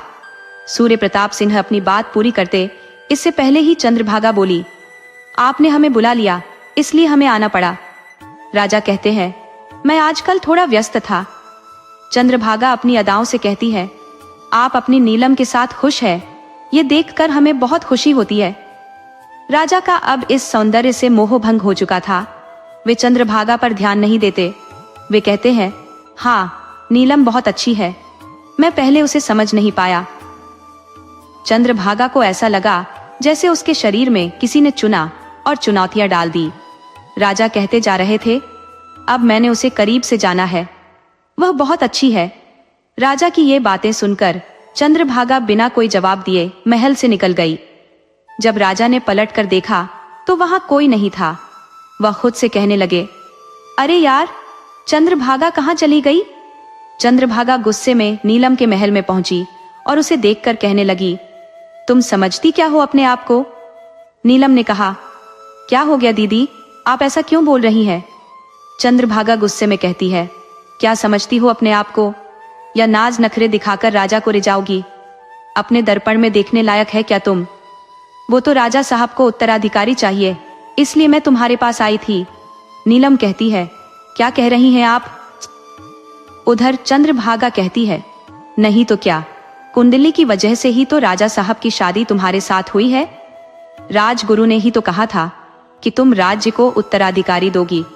अब उत्तराधिकारी मिल जाएगा तो राजा साहब उसे ले जाएंगे और तुम्हारे पास कुछ नहीं रह जाएगा। तुम फिर अकेली रहोगी पहले की तरह। यह कहकर वह जोर जोर से हंसते हुए वहां से चली जाती है। चंद्रभागा अपने महल में पहुंचती है तो उसका गुस्सा थोड़ा शांत होता है। वह सोचती है, मुझे ये सब बातें नीलम से नहीं कहनी चाहिए थी। कल उससे जाकर माफी मांग लूंगी। लेकिन नीलम पर तो जैसे वज्रपात टूट पड़ता है। वह सोचने पर मजबूर हो जाती है, क्या इसी वजह से राजा मेरे पास आते हैं और इस बच्चे के आने के बाद मुझे छोड़ देंगे? उसे अपने पुराने दिन याद आते हैं, जब राजा साहब ने उसके रंग को देखकर मुंह मोड़ लिया था। कोई भी उसके महल में नहीं आता था। वह तड़पती रहती थी। यह सोचकर चंद्रभागा की सारी बातें सही लगने लगती हैं। वह सोचती है कि बस राजा साहब इसी संतान के लिए आ रहे हैं और मुझसे जो बातें की जाती है वे सब एक छलावा मात्र है। नीलम बहुत दुखी हो जाती है, लेकिन उसकी आंखों से आंसू नहीं निकलते, जैसे उसने भी नीलम का साथ छोड़ दिया हो। वह अपने पेट पर हाथ रखकर कहती है, इसे ले जाकर फिर मुझे छोड़ देंगे। नहीं, मैं अपनी संतान को उन्हें ले जाने नहीं दूंगी। सामने नीलम की अंतरात्मा कहती है, नीलम वो राजा है, उनके सामने कहाँ टिक पाएगी, तो कहाँ लेकर जा सकती है? इसे राजा ऐसे अस्पताल में भी ढूंढ लाएंगे। नीलम का स्वाभिमान जाग जाता है। वह कहती है, मुझे ऐसा जीवन मंजूर नहीं। मैं राजा जी को ऐसा सबक सिखाऊंगी कि कोई भी फिर कभी इस तरह फायदा नहीं उठा पाएगा। वे संतान के लिए सब कर रहे हैं तो मैं उन्हें संतान ही नहीं दूंगी। यह सोचकर नीलम झरोखे के पास खड़ी हो जाती है। उधर राजा चंद्रहार लेकर नीलम के महल की ओर दौड़ते हैं। वह सोचते हैं, आज तो मैं अपने मन की बात नीलम से कह दूंगा। राजा द्वार पर पहुंचकर नीलम को देखते हैं जो झरोखे के पास खड़ी है। वह आवाज लगाते हैं, नीलम, नीलम। नीलम पलटकर राजा को घूर कर देती है और कहती है, आप इन संतान के लिए सब कुछ कर रहे हैं ना, ये आपको कभी नहीं मिल पाएगी, आप संतानहीन रहोगे। और यह कहते हुए झरोखे से छलांग लगा देती है। राजा दौड़कर झरोखे तक आते हैं और पीछे देखते हैं। वह देखते हैं कि खून से लथपथ नीलम की मृत देह वहां पड़ी है। राजन, नीलम, नीलम कहकर वह पुकारते हैं, लेकिन नीलम तो जा चुकी होती है। राजा नीलम के पास दौड़कर आते हैं और जोर जोर से रोने लगते हैं। वह कहते हैं, नीलम, तुमने क्या किया? मुझे कम से कम कुछ बोलने का तो मौका दिया होता। मैं तुमसे कितना प्रेम करने लगा हूं, लेकिन अब राजा की सुनने वाला कौन था? राजा ये सोचते हैं कि नीलम ने अचानक यह कदम क्यों उठाया। तब चंद्रभागा अपने किए पर पछता रही थी। उसे जैसे ही यह खबर मिलती है कि छोटी रानी ने झरोखे से छलांग लगा दी, तो वह अपने आप को संभाल नहीं पाती और दौड़कर छोटी रानी यानी नीलम के पास पहुंचती है। वह रो रो कर कहती है, छोटी रानी, हमें माफ कर दीजिए। हमने तो स्वतंत्रता के कारण आपको खरी खोटी सुनाई थी। हम नहीं जानते थे कि यह नजाम इतना बुरा होगा। राजा चंद्रभागा की तरफ देखते हैं और उससे पूछते हैं, ऐसा क्या हुआ था कि छोटी रानी झरोखे से कूद गई? चंद्रभागा अपनी गलती स्वीकार करते हुए कहती है, राजा साहब, हमें माफ कर दीजिए। हम सात अंधा से इतनी जलन महसूस कर रहे थे कि हम चाहते थे कि आप नीलम पर बिल्कुल ध्यान न दें। राजा साहब कहते हैं, चंद्रभागा, ये तुमने क्या किया? मेरा वारिस तो चला गया। मुझे अब नीलम से सच्चा प्रेम हो गया था। तुमने बहुत बड़ा अपराध किया है। नीलम जो रो रो कर क्षमा मांगने लगी थी, वह राजमाता की ओर देखती है। उन्हें समझ नहीं आता कि यह क्या हो गया। कितने अरमान उनके थे अपने उत्तराधिकारी को देखने के, लेकिन सब सपने में ही रह गए। कुछ भी पूरा नहीं हुआ। राजा सोचते हैं, क्या राजा के भाग्य में संतान सुख नहीं था? इस कहानी से तो यही साबित हुआ कि राजा के भाग्य में कोई संतान सुख नहीं था, वह निसंतानता में ही रहा। दोस्तों, अगर आपको हमारी कहानी पसंद आई हो तो कृपया हमारे चैनल को लाइक करें, सब्सक्राइब करें और शेयर करें। राधे राधे।